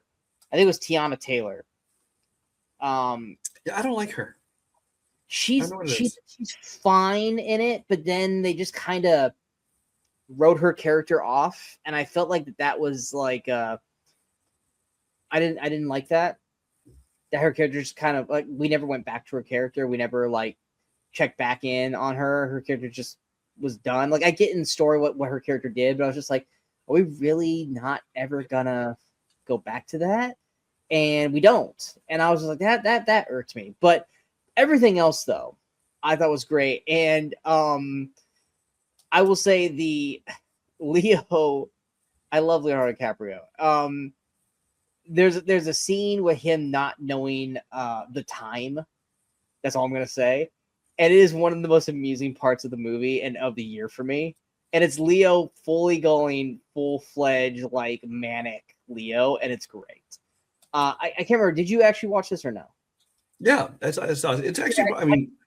I can't remember if you saw it or not. I've seen, I think, like 6 or 7 Paul Thomas Anderson movies. And while this isn't, like, the best film, I think that'd be There Will Be Blood in terms of, like, filmmaking and acting and everything. I need to watch it. I know. That's definitely top. I do think that I think Boogie Nights I think is more enjoyable than that, and I think this is probably one of his most enjoyable movies. I did enjoy this movie. I just didn't love it. I love Paul Thomas Anderson's movies. This is probably the ones that I might go back and rewatch again. It actually, I mean, I want to say it's in my 20s somewhere out of like over 150 films for this year. So it ranked fairly well, especially for a Paul Thomas Anderson movie. Just he's never been my kind of director, but everything looked good. Yeah. Oh. My number 4, you mentioned earlier, and I think honorable mentions, and that's Killer of Killers. That was my number 8. Oh, this is number 8. This is another movie that came out, and it was in my top 10, and I figured it would probably get bumped down to at least, honorable mentions, but it never did. It just stayed up there for me because I watched it a couple more times since that first time, and we've already discussed this quite a bit in the previous episode of Surprises. But I just love what they were able to do with it. They took the mythology and the thing we already know about predators and kind of took everything to another level where they respected everything that came before it, but were also able to kind of introduce new aspects to it and where the franchise may go in the future. And this is why we were talking about earlier. You can still do something like Badlands, but then still have another branch of it going in another direction where you can get more into the violence, which we talked about as well with animation. You can do so much more with it, just in the style of the action as well as the gore of it, and what they can do with it is just kind of frees them up. They aren't limited by what they can do in filmmaking. The stories were great, each individual segment, especially the last one where they kind of all came together. And this is just one that I thought was a home run, and I'm excited to see where it goes from here. Yeah, I didn't talk about this during Surprising because I was like, I know I'm going to be talking about it on this episode, so I'm going to hold off. And this was one that I think you and I were both excited for because Dan Trachtenberg was going to do this. I love Prey more than you, but you still really enjoyed Prey. But this also was one of those movies that we had been, this is what we wanted, especially after Prey, is we wanted to see what would happen if Predator went against this person? What happened if Predator went against this person? And this we want Predator, Deadliest Warrior. Yeah, exactly. Predator, Deadliest Warrior is how I described it early in the year. And I want more of this. I will easily take like 10 of these where he just goes, they just send a Predator through Sparta and all this shit. I want to see this all 10 times over. And each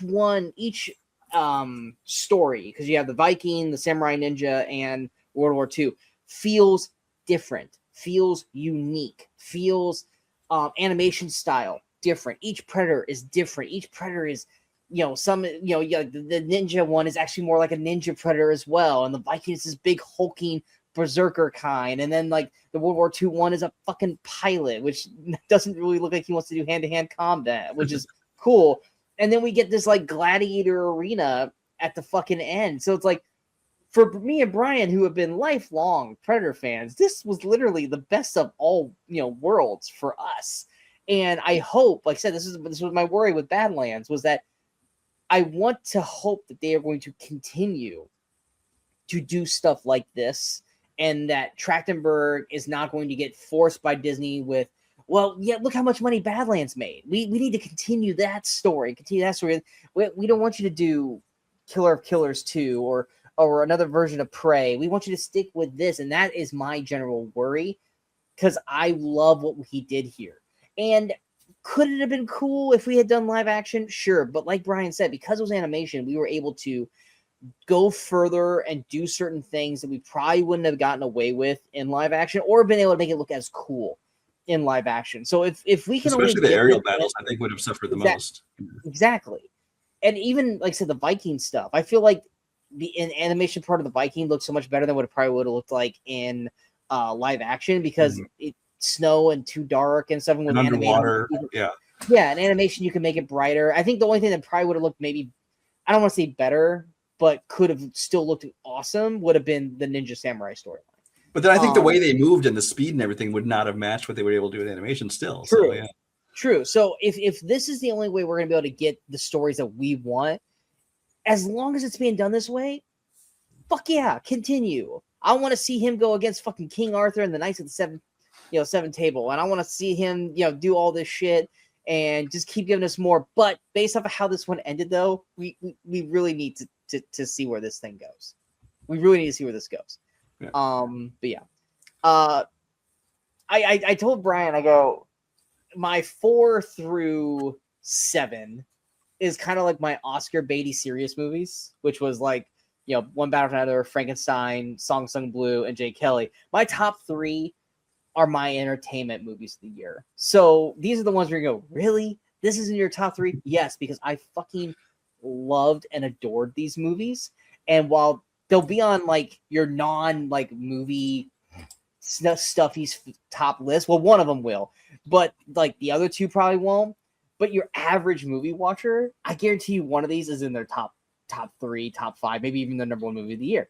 But my number 3 is a movie that I love the first version of it, and I was cautiously optimistic that this was going to work, but I was really hesitant because I've seen previous iterations of something like this not work.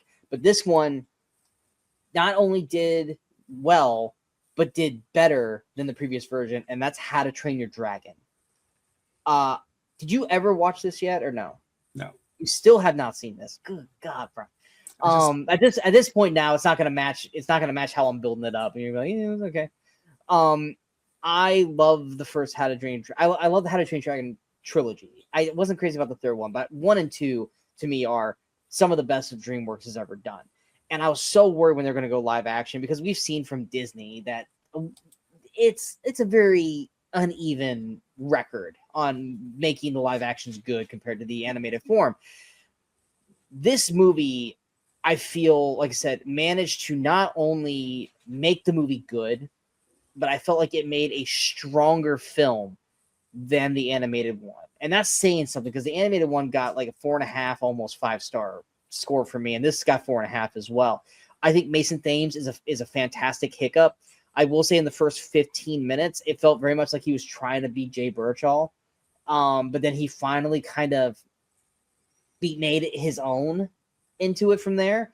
Obviously, Gerard Butler, he's playing the same character. So he got, he came back as stoic and did great. I think Nico Parker was great as Astrid.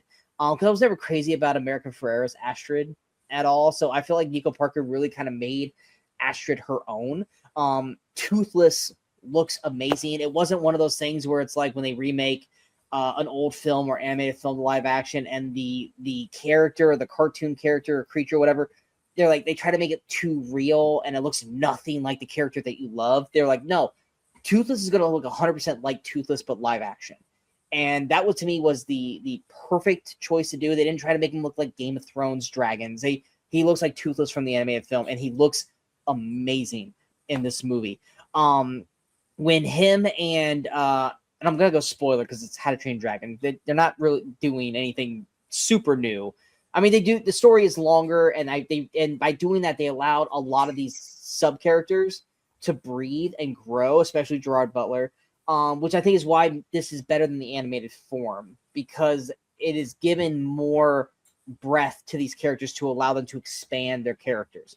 But when Hiccup and Toothless go on their first flight, that was when I officially was like, yeah, okay, I'm 100% locked in on this, and I'm here, and I'm not going to turn back. Up to that point, I was like, yeah, it's good. They're doing a solid job, and then as soon as they went to that point, I was like, all right, yeah, I'm good. I need to see part 2. I need to see their version of part 2. And I'm terrified for obvious reasons to see part 2 in live action. But How to Train Your Dragon was easily one of the most impressive movies for me this year. I have not watched it since I saw it in theaters.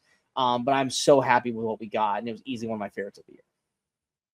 Yeah, I didn't see this one. I love all 3 of the animated How to Train Your Dragons. And I'm sure this one's probably very good too, from everything I've heard. But I'm not a fan of live action adaptations of animated films. It just feels really unnecessary to me. And even the ones I have gone out and seen, I'm like, it's fine. But I didn't, I'm more the fan of when they do a different take on it. When they do the Maleficent, when they do Cruella, when they do these things that are going to take a look at the same story we know, but from a different angle. But if it's basically just doing the same story, just in live action, it's just not something that interests me personally. So haven't seen it. My number 3, I don't remember where it was on your list, but you mentioned that is Ballerina. That was my honorable mention. That was an honorable mention for you. Yeah, we already talked about how much I love, David Leitch and Stahelski and 87 North and their whole company and the whole John Wick franchise that they put together. And now they're doing the spin-off of it. We love Ana de Armas. Obviously, we've loved her for a long time, especially when they wasted her by putting her in No Time to Die for all of like 15 minutes. Just fucking wasted her. She should have been the focus of that movie. So like she needs her own action movie. Then she had like Ghosted and some things that didn't quite work. But this one, she gets to reach her full potential. She's kicking ass in this. I love the fact that they made it so they don't try to make her this unstoppable, badass who can beat everybody in a fight, just one-on-one. They acknowledge full on, like, you're smaller. You are going to be the smaller one in every single fight. You have to fight differently. You can't fight the same way as other people. And she uses the things around her and uses other things to make sure that she can, survive and win these fights. So I love that they acknowledge that and didn't try to just, pretend that she can beat up all these, big, strong guys. And as part of that, I love the creativity that when she is using everything around her. I love when they get to use all kinds of different kinds of weapons. The fight scenes obviously are phenomenal in this. Directed by Len Wiseman, who did the fourth Die Hard movie, and he also did some underworld movies, but I'm not a huge fan of those. But I thought he did a great job of kind of keeping that John Wick feeling. It definitely felt like it was still in the same universe. But it did have kind of a unique feel and look to it, a little bit different than the John Wick movies. Great cast top to bottom, of course. My one complaint, the one person I didn't want in this movie, John Wick. Keanu Reeves. That was a forced studio thing in that. We love him as John Wick. He didn't need to be in this movie. And in the first half, when he kind of like came in and out one or two scenes, just to kind of help you get a placement as to where in the timeline it is, I was okay with that. Like, okay, this is taking place when he's here visiting, having this conversation. It's fine. But when he shows up for like the third act and plays like a big part in it, it's like, no, we didn't need that. If anything, I think it took away from the movie because it made it feel like you didn't have confidence that this movie could stand on its own with just Ana de Armas kicking ass. And it could have, because she was doing a phenomenal job. The action and everything about it was doing phenomenal, even without him. So as much as I love Keanu as John Wick, I wish he hadn't been in this movie. I think it would have been better for it. Beyond that, I don't really have any complaints about this movie. Again, this is a movie that it's not an Oscar type film. It's not going to be on top 10 lists of critics, but for me and my entertainment value, this is right up my alley. Number 3. Had it not had the whole John Wick BS at the end, this would have easily been in the top 10. Like I said, it was still an honorable mention, but because of the John Wick thing, that is what dropped it down out of the top 10 into the honorable mention thing.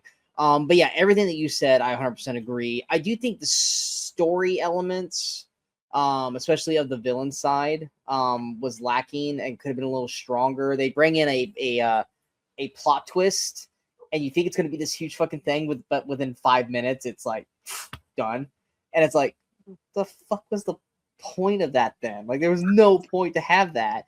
And then the final interaction with the villain, I thought also was kind of like not great, but yet that whole last act in the village, I just loved that whole thing.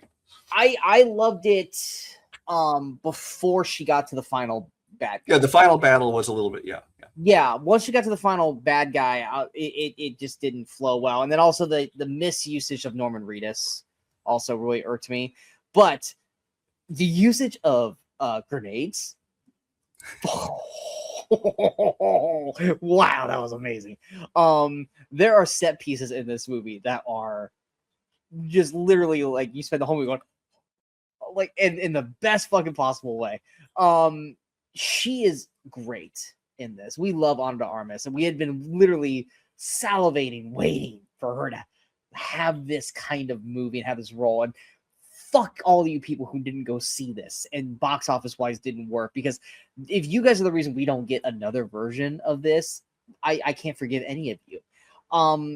Because we need more of Eve.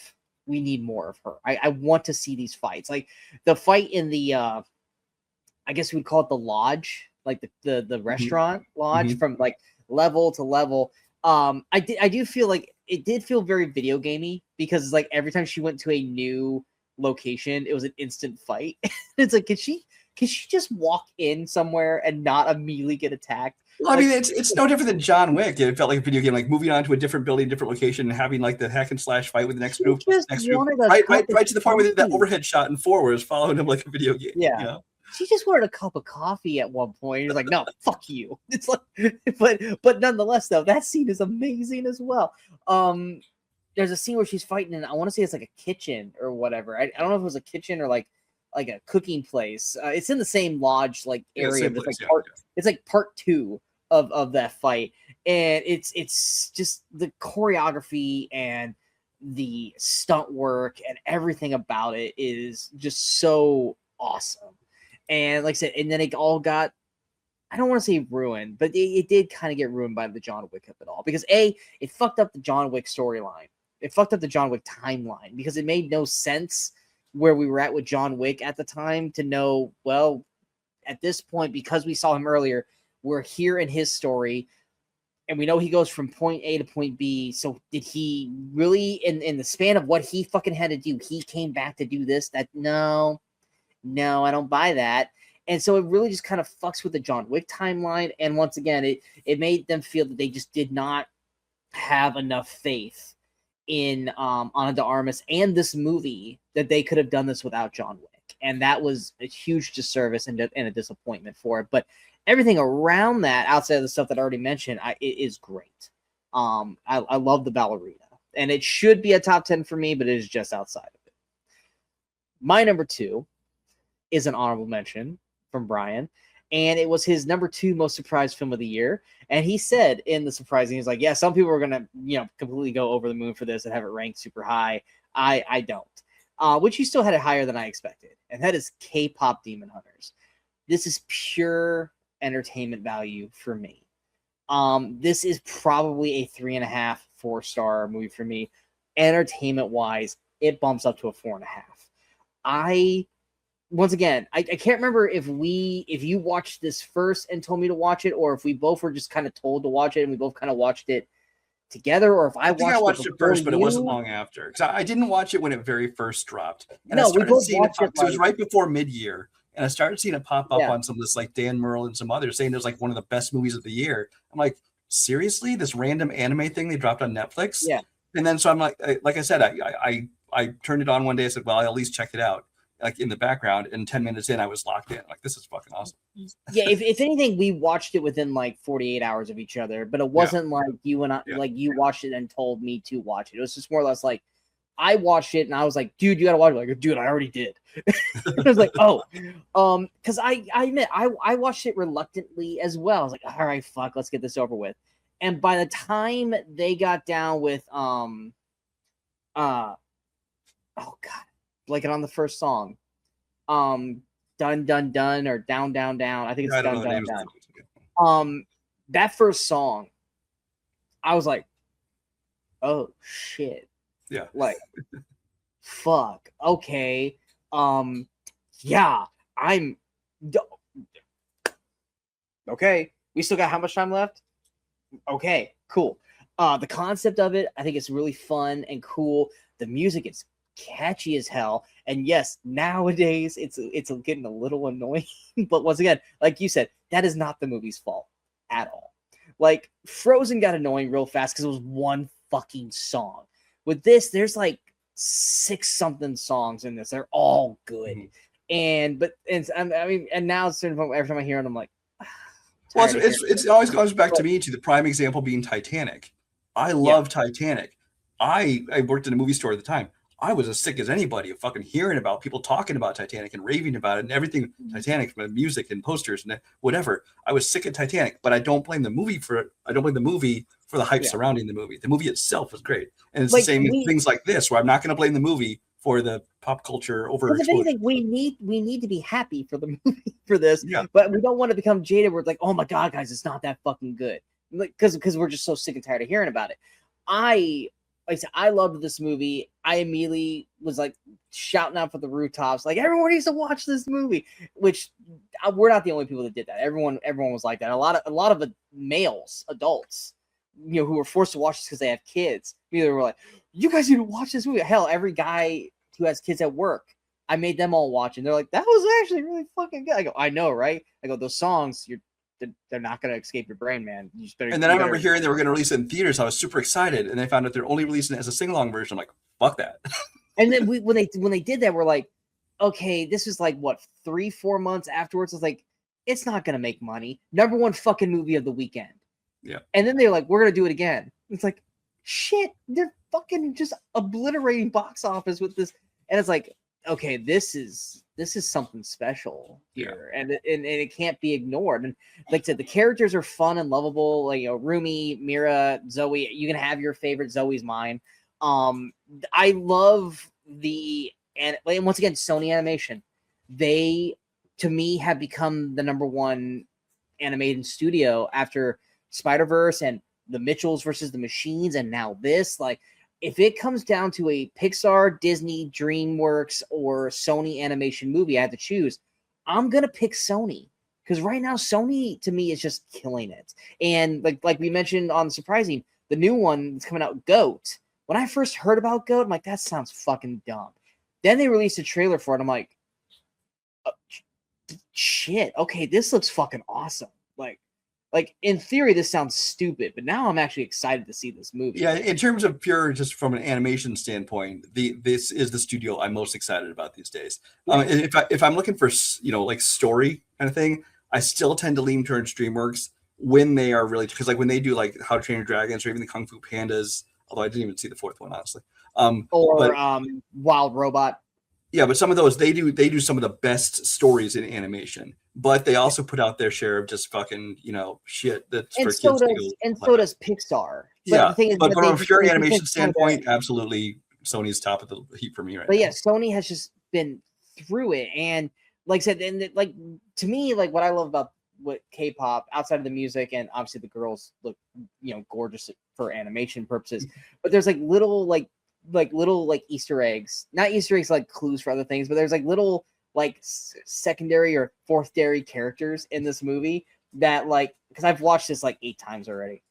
I just keep putting this movie on and just do other things because it's catchy. It's what do they call it? It's like a worm Earworm. thing, earworm. So I just kept putting it on. The first week I watched it, I think I watched it 4 times. There's one particular character. If I could pull up a still of it, I'll throw him up. But it's gonna be hard for me to find it. It's during the concert when everything goes to shit. And they're starting to sing the song and they pan to the crowd and there's just one dude going like this because he's so into the song. My eye catches him every fucking time and I laugh every time. And it's one of those things where it's this is an animated movie and when you check the crowd, it's probably more times yeah, generic, yay. No, each character in this movie that's not even American, they feel lived in. And I love that there's characters like that. That's not even a named character. It's just a generic dude in the audience who's just totally bought into the song of these people. And it's it made me love and appreciate it even more. But yeah, K-pop Demon Hunters. I'll stop talking about it. We've gone long enough on it. You got your number 2 now, right? That's number 2, yeah. Okay. Because I just got the one left. So my 2 is another one. I didn't know where to put this movie. It's been I think it's always been in the top 10, but it's been all over the top 10. It's because I do have some issues with it, so I couldn't put it number 1. But it's definitely. But the more I thought about it, and I rewatched it a couple times, and I still just smile through most of this movie and enjoy it. And I think it's a super well made movie, and that is the latest movie from Mike Flanagan, The Life of Chuck. This is again based on a Stephen King book. It's Mike Flanagan. Starring Tom Hiddleston, technically, although honestly, he's really only mainly in one segment. You see him. He's not even a star role. He's in terms of time. He's the closest thing to this movie has to a lead role, but it's because it's basically broken into kind of 3 different segments. And as I said in my review, it's I absolutely love every single one of these segments individually. The way the story they kind of using to kind of pull it together and the whole reasoning for everything. It doesn't quite 100% do it for me, which is why it keeps it from getting to a contender for number 1. But this is a movie that even when I first saw it, I enjoyed the hell out of it, even if I had a couple small issues with it. And the more I've watched it since then, I've just enjoyed it more and more. You have the first segment which is like it creates this. It immediately creates like this kind of a situation the Twilight world's in, Zone and it feels lived in, and it's you with the Chiwetel Ejiofor and Karen Gillan, and even Matthew Lillard, the worst actor in the history of SAG apparently, is in the. But no, he does a great job in there, and it's not even a comedic part. I mean, there's some funny lines. It's such a good like little. But that whole first segment is like, yeah. But the whole first segment, I just loved the world they created and where it was going, and kind of this sense of like almost hopelessness and dread. Yet people are trying to like reconnect and find some human connection, even though they don't know what the fuck is going on and why things are happening. Then you get to the second segment, which is essentially one long dance sequence, which for a guy like me who loves musicals, I enjoyed the fuck out of that scene. And with Tom Hiddleston and the girl, I'm afraid I don't know the girl's name who played the one who's dancing with, and then the drummer. It's just, it was just such a sense of fun. And I just love the music and the way the characters interacted, even most of the time without dialogue for like the first half of that segment. Loved that segment. And then in the last act, we get Mark Hamill doing maybe the best acting I've ever seen Mark Hamill do. Because normally he just kind of shows up in like cameos or playing fun roles, or in the case of Long Walk, he gets to really sink his teeth into a role, but that's a very different kind of role. That's a villainous role essentially, and this one is a very different role for him. I think he did a great job acting in this. You get as his wife the return of Mia Sara, who is I've not seen in forever, and she still looks gorgeous, even though she's like 60 years old. I don't know, but she looks gorgeous. Jacob Tremblay as the young version of him. It's that last segment, which it doesn't quite tie everything together for me perfectly, but I still just love this movie. And in a year where there's not enough, great, like there weren't a lot 5-star movies for me, this one, even though I had some issues with it, still made it up to almost the top of the list. I think the actress is Annalise Basso, maybe, that did the dance sequence with him. I could be wrong. That's her. Yes, is that her? Okay. Yeah. If the parts were individual movies, 2 of these would crack into my top 10, which are the first 2 parts. And as I even said in my review, it's like I would have liked to have seen a whole movie of the first 6 segment, and I would like to see a whole movie of the second segment. The first segment to me is easily the best one because it's the best, it's the most intriguing, it's the best story, and it's like it's so into this. And then kind of like almost like a House of Dynamite, when the first segment ends, you're like, oh, we're gonna go back to these people eventually, and we don't. And I'm just like kind of like butthurt about that. And then we get the second part, which is the whole basically dance sequence, which is adorable in the best way, because it reminds me of like Singing in the Rain and stuff, where the movie just stops and we get a 5 to 7 minute long dance sequence, and it's amazing. And I commend the fuck out of Tom Hiddleston for doing this, because like we know he's not like, I don't know what he did outside of like Loki, if he was like a Broadway dancer or whatever, but this is not an easy dance sequence thing to do, not to mention just cardio wise. It's like keeping everything going the whole way through. But it's incredibly well done. And like, so you get the third sequence is not even bad. It's not bad. But it's just the way it ties all together, it just kind of left like a sour like moment for me. And because of that, whenever I think of Life of Chuck, my brain immediately goes to how it ended and not the 2 amazing parts that came before the third act. Like I said, there's nothing wrong with the third act. The third act's actually fine. It's just how it all tied together and it ended. It made me go, really? That's how we're gonna do this? And yeah, it's number 30 on the year for me. It's a 4-star movie for me. But yeah, the first 2 acts are, and Matthew Lillard. I love Tarantino's movies, but fuck you, Quentin Tarantino. Matthew Lillard did not deserve the hate that you fucking gave him. And yes, Matthew Lillard has done some shit movies, but he's always the most entertaining parts of those shit movies. So shut the fuck up. Because in this moment, I remember watching it for the first time, and I was like, holy shit, Matthew Lillard is literally going, y'all don't think I can act? Let me come out here. And it's like one of those people who, like, you call him like this person like a fat slob or a worthless pile of shit, and then they get off the couch and they go and they just do this amazing thing, and everyone's just like, and then he goes and sits the fuck back down. He doesn't have to do that, But if you want to fucking test him, fucking let Matthew Lillard go out and do an actual dramatic role. No one's going to hire him for that, which sucks. But he proved in this little ass scene that Matthew Lillard is capable of so much fucking more. Because in that moment, dude made me teary-eyed. Never would I think Matthew Lillard, yeah, he made me teary-eyed because I was laughing so hard. Not because I felt what he gave me in those fucking 3-minute little monologue that he had. And I commend him for that. And fuck you, Quentin Tarantino, for saying that shit about him. He didn't say anything to you. There was no reason for you to attack that motherfucker. That same thing with Owen Wilson, and didn't he attack somebody else too? It was the main one was Paul Dano. Yeah, it was Paul Dano. Paul Dano doesn't deserve it either. Yeah, I kind of agree with him on that, but that's just me. I don't know. I know you don't like Paul Dano as me, but he's still a fucking tripod. And for anyone who caught that reference, you know what the fuck I'm talking about. Still his best movie, no. I mean, best movie overall, not because of Paul Dano, but yeah, Life of Chuck though, it's a great film with just a lackluster ending for me, and that's a bummer. And just one random side note, I was looking up Annalise Basso, the other dancer. Apparently, she played young Karen Gillan in Oculus.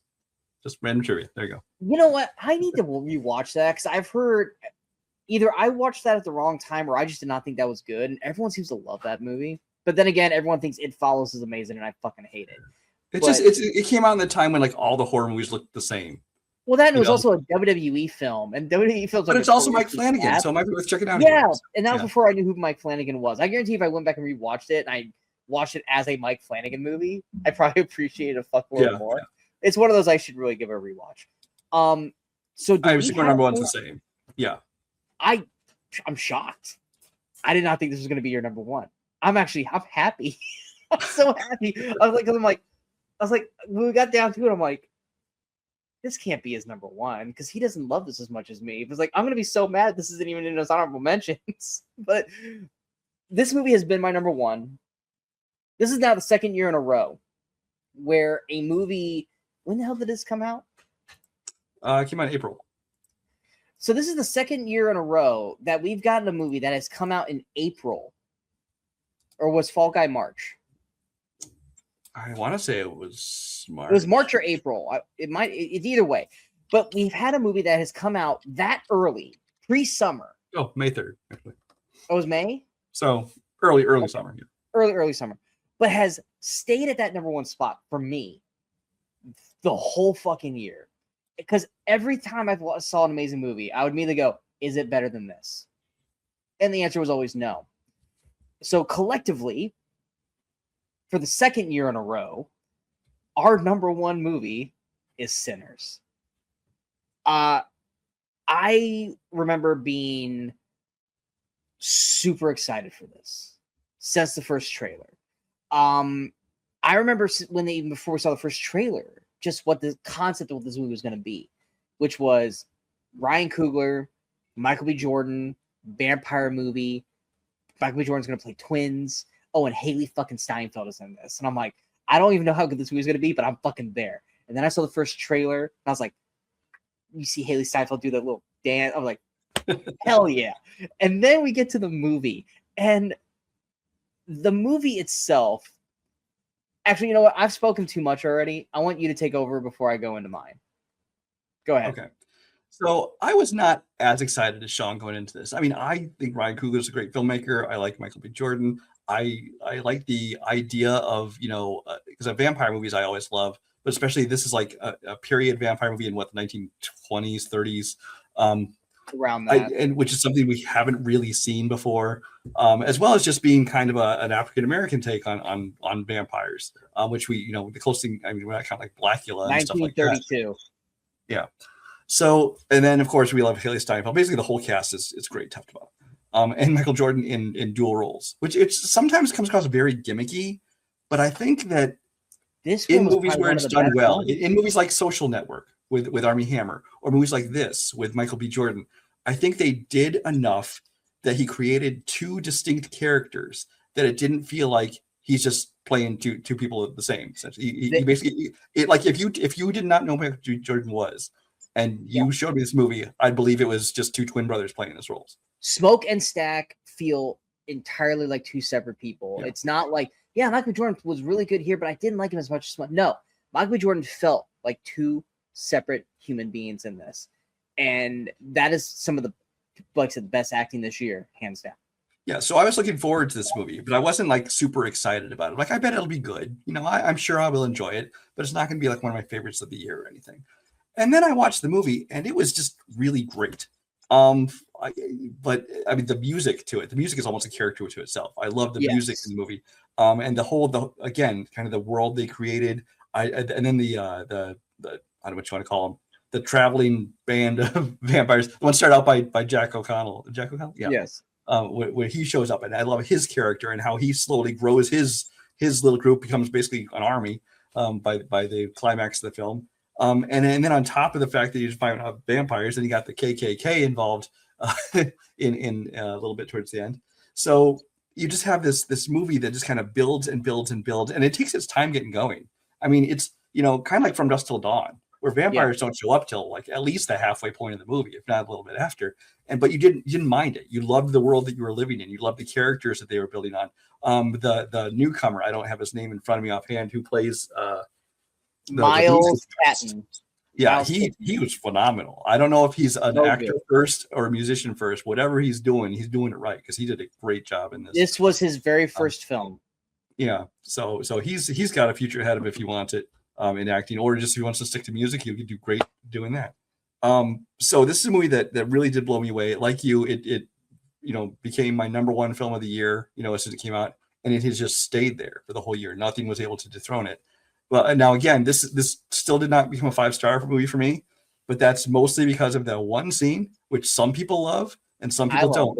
And I fall on the don't love it side. You know, when they do the anachronism, when they're traveling, there's music from all different eras. It's like, I get what they were going for. So everyone that tells me, oh, you just don't get it. I get it. I just didn't like it, and it felt really out of place for me. That being said, it keeps it from being a 5-star movie for me for now. It could make the jump eventually, like I said, but otherwise it is a great movie, and it deserves the number one spot.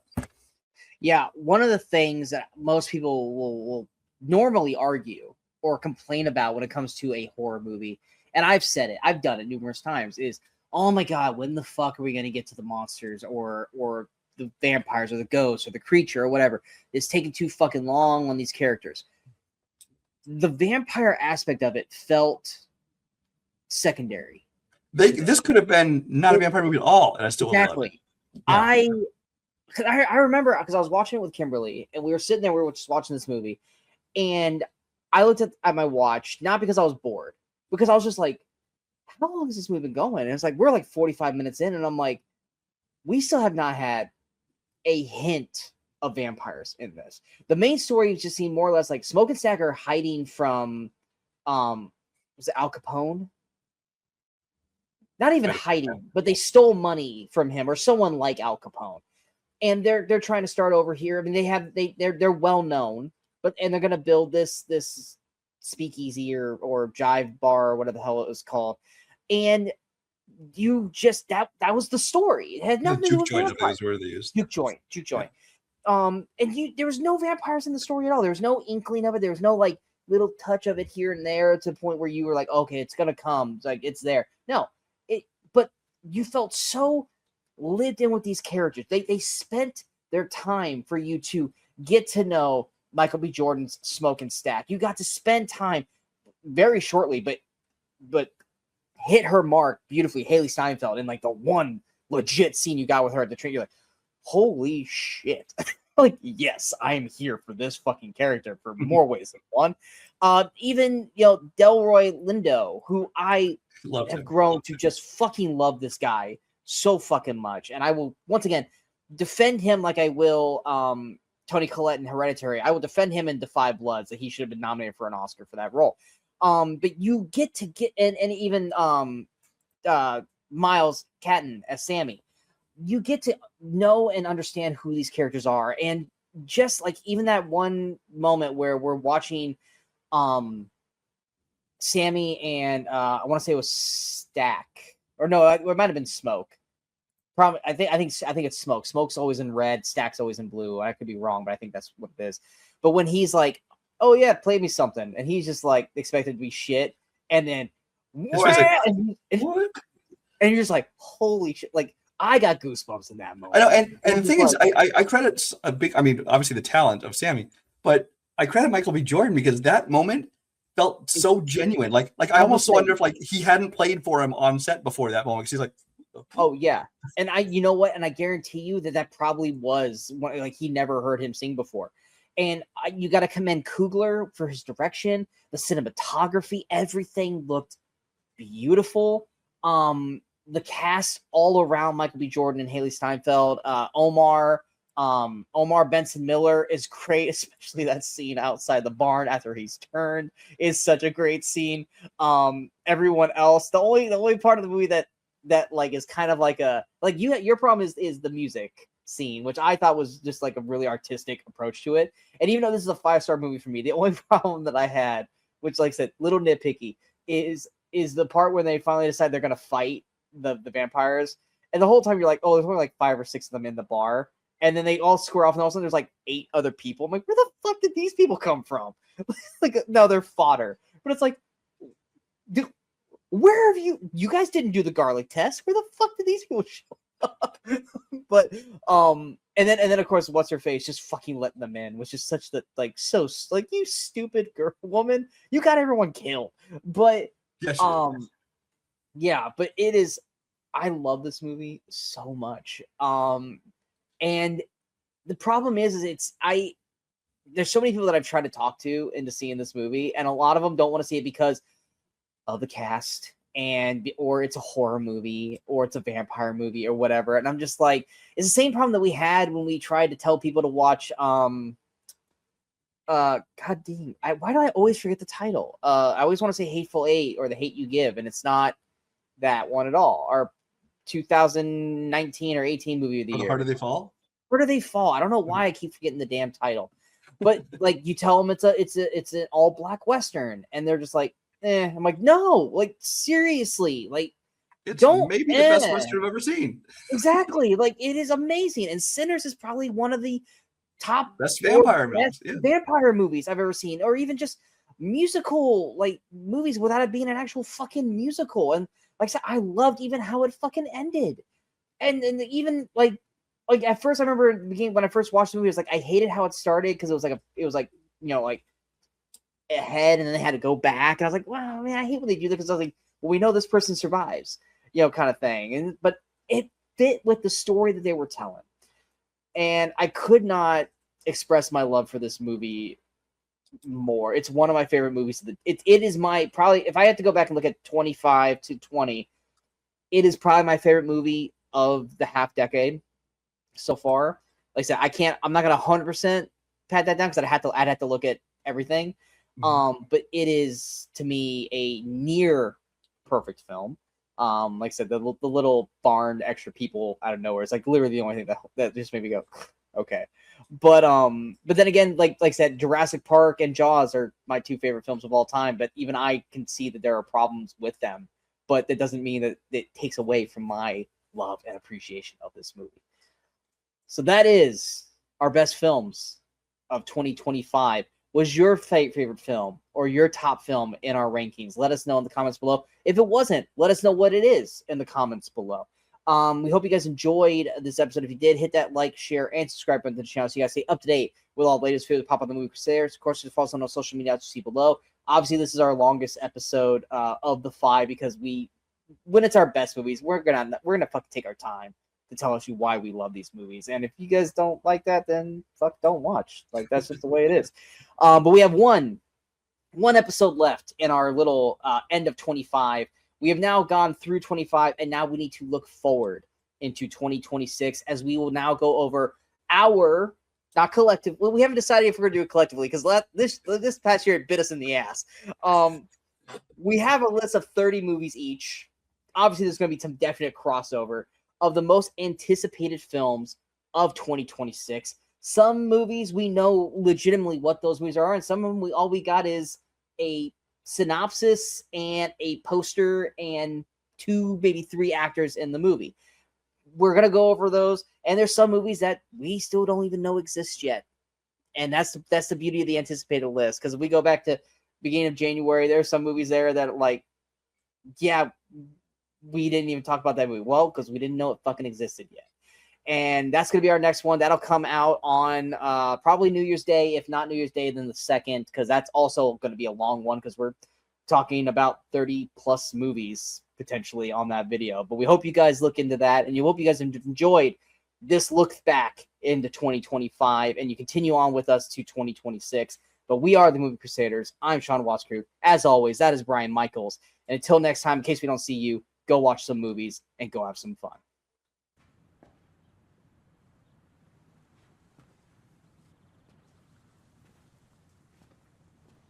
You're still here.